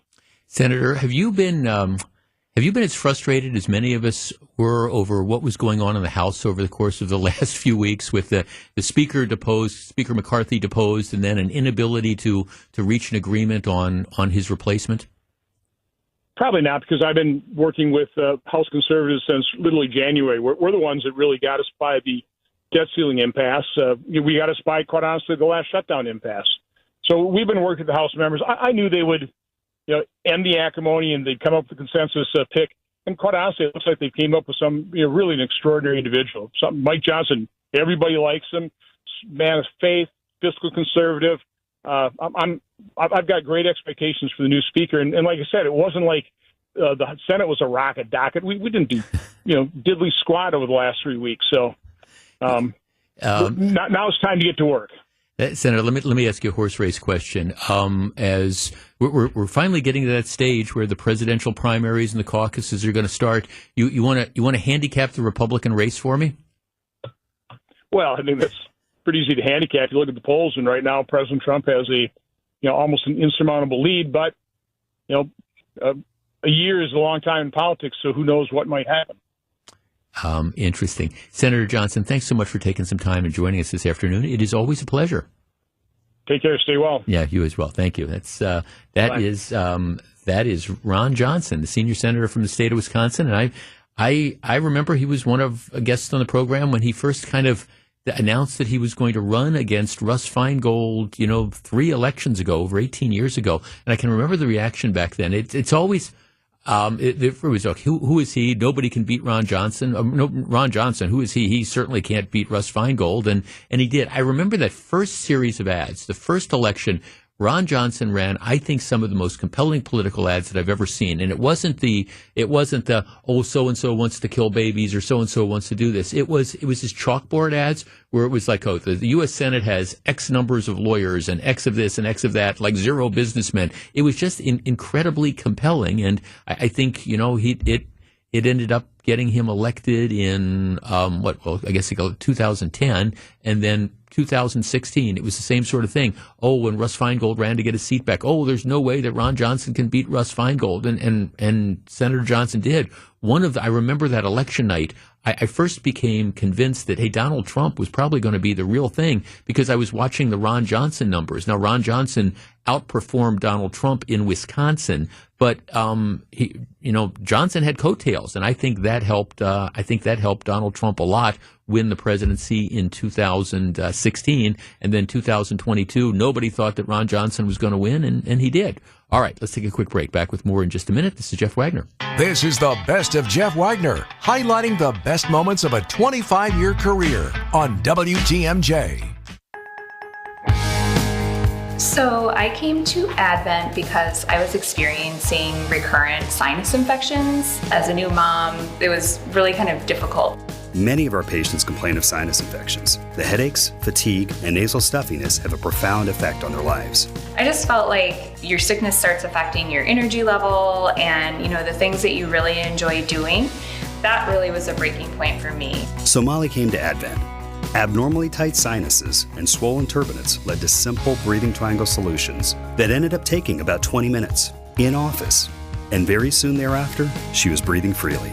I'm just in awe at the amount of air that that I'm able to breathe in and out each night, and I haven't had a sinus infection since the procedure. I'm Dr. Madan Kandula. When you breathe well, you do live better.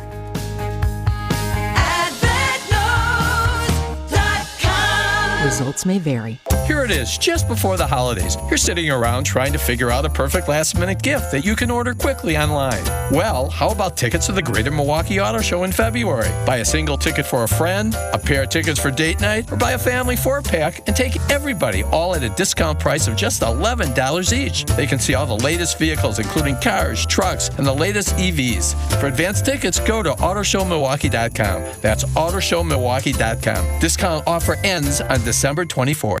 It's WTMJ's Steve Scafidi for Panoramic CBD. Whether you're looking to reduce anxiety, pain, depression, or just need to relax, Panoramic CBD has the best products for everyone's needs. They farm, process, test, and package their own CBD products, hence the slogan from soil to oil. By overseeing every stage of the process, Panoramic CBD eliminates the middleman, ensuring unmatched quality throughout. To offer you the best CBD products at the best prices for you and your pets. Shop local. Shop Wisconsin. From soil to oil, PanoramicCBD.com. The holiday season is right around the corner. Give the gift that's hard to wrap, but easy to give. Give them a Steel. Visit your local Steel dealer or go to steelusa.com/gift guide. Buying a diamond here just got a lot easier and a lot less expensive. Just in time for the holidays, Diamonds Direct has arrived. Now open on Mayfair Road in front of Mayfair Mall. This is the game-changing concept that's sweeping across America with the largest selection of rare, precious diamonds, up to 30 times ordinary jewelry stores, from 1 carat to 20 carat diamonds, not on a computer screen, but actually in stock every day. Started by former diamond wholesalers, Diamonds Direct has diamond cutters around the world and tremendous buying power, delivering exceptional value in a world-class, luxurious new showroom. This is no ordinary jewelry store. It's a diamond powerhouse, a true direct diamond importer that will forever change how people in Milwaukee buy diamonds and fine jewelry.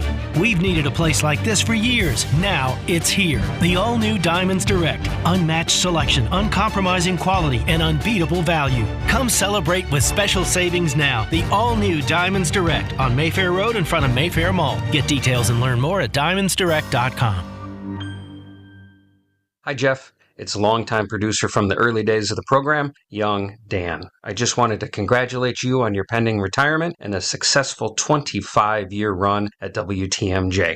I hope you enjoy retirement, and let's get together for a Todd Snyder concert. Take care. Okay, let's try this again. There's only one thing worse than doing live radio and having something get kind of caught in your throat. It's always an interesting sort of thing. And actually, I've got some water down here at Summerfest. I think what I really need to do is start drinking beer. That would probably help out. All right. So in any event, a number of kids, just in the last 10 days, you've had 12 minors who have been either hurt or killed in shootings. And if you will remember last year, after the shootings in the Deer District, there was this press conference, and you had people from the mayor's office and people from the police chief, from the chief of police office, and they said, okay, what we're going to do is we're going to enforce a curfew.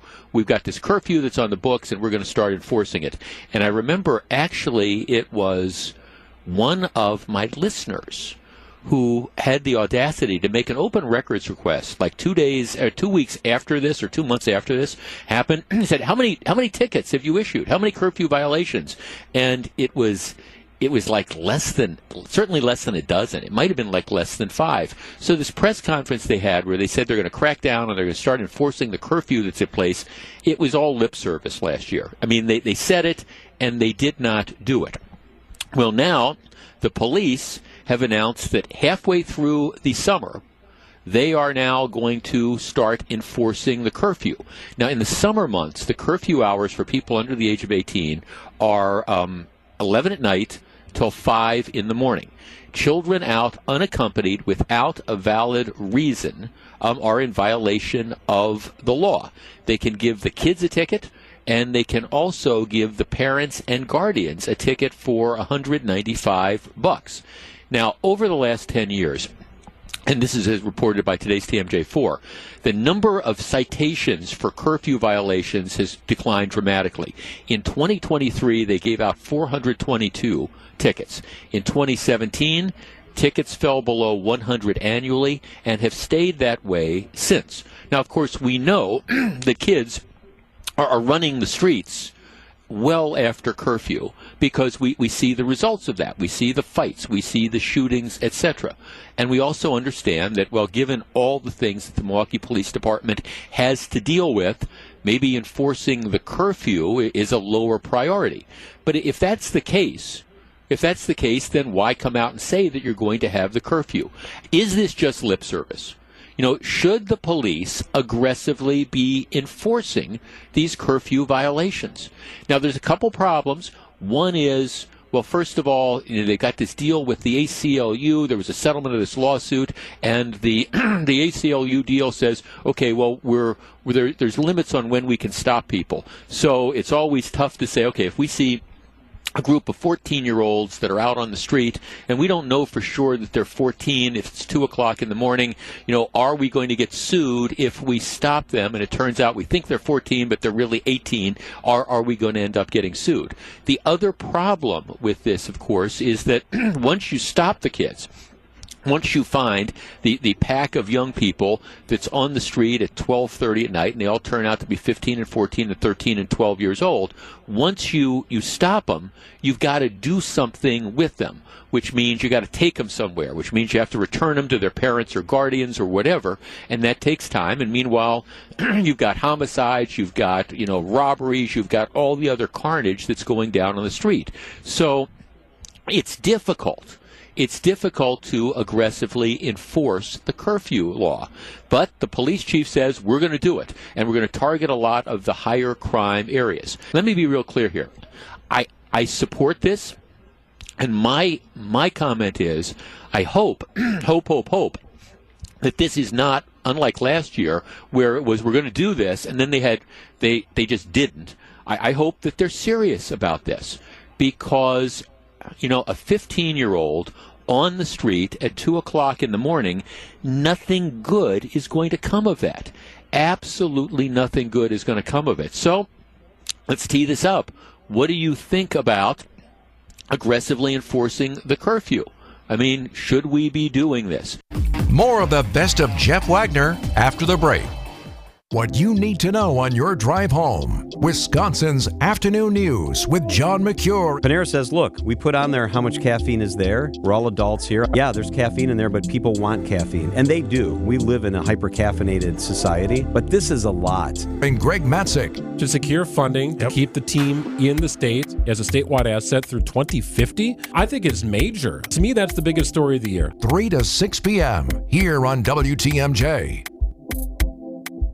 Change your grocery game plan to locally owned Century Foods, home of the best meat, freshest produce, and tastiest treats. Now through Wednesday, save on selected varieties Coke 6-pack, 0.5-liter bottles, or AHA 8-pack cans, 4 for $17. 8 to 13.1 selected varieties Old Dutch tortilla or Ripple chips, 2 for $5.50. 12-ounce selected varieties Cremette egg noodles, $1.99. 43.5 to 50-ounce selected varieties Purex laundry detergent, $3.99. Look at those brats. You do tailgating right. Absolutely. Did you see the spread out there?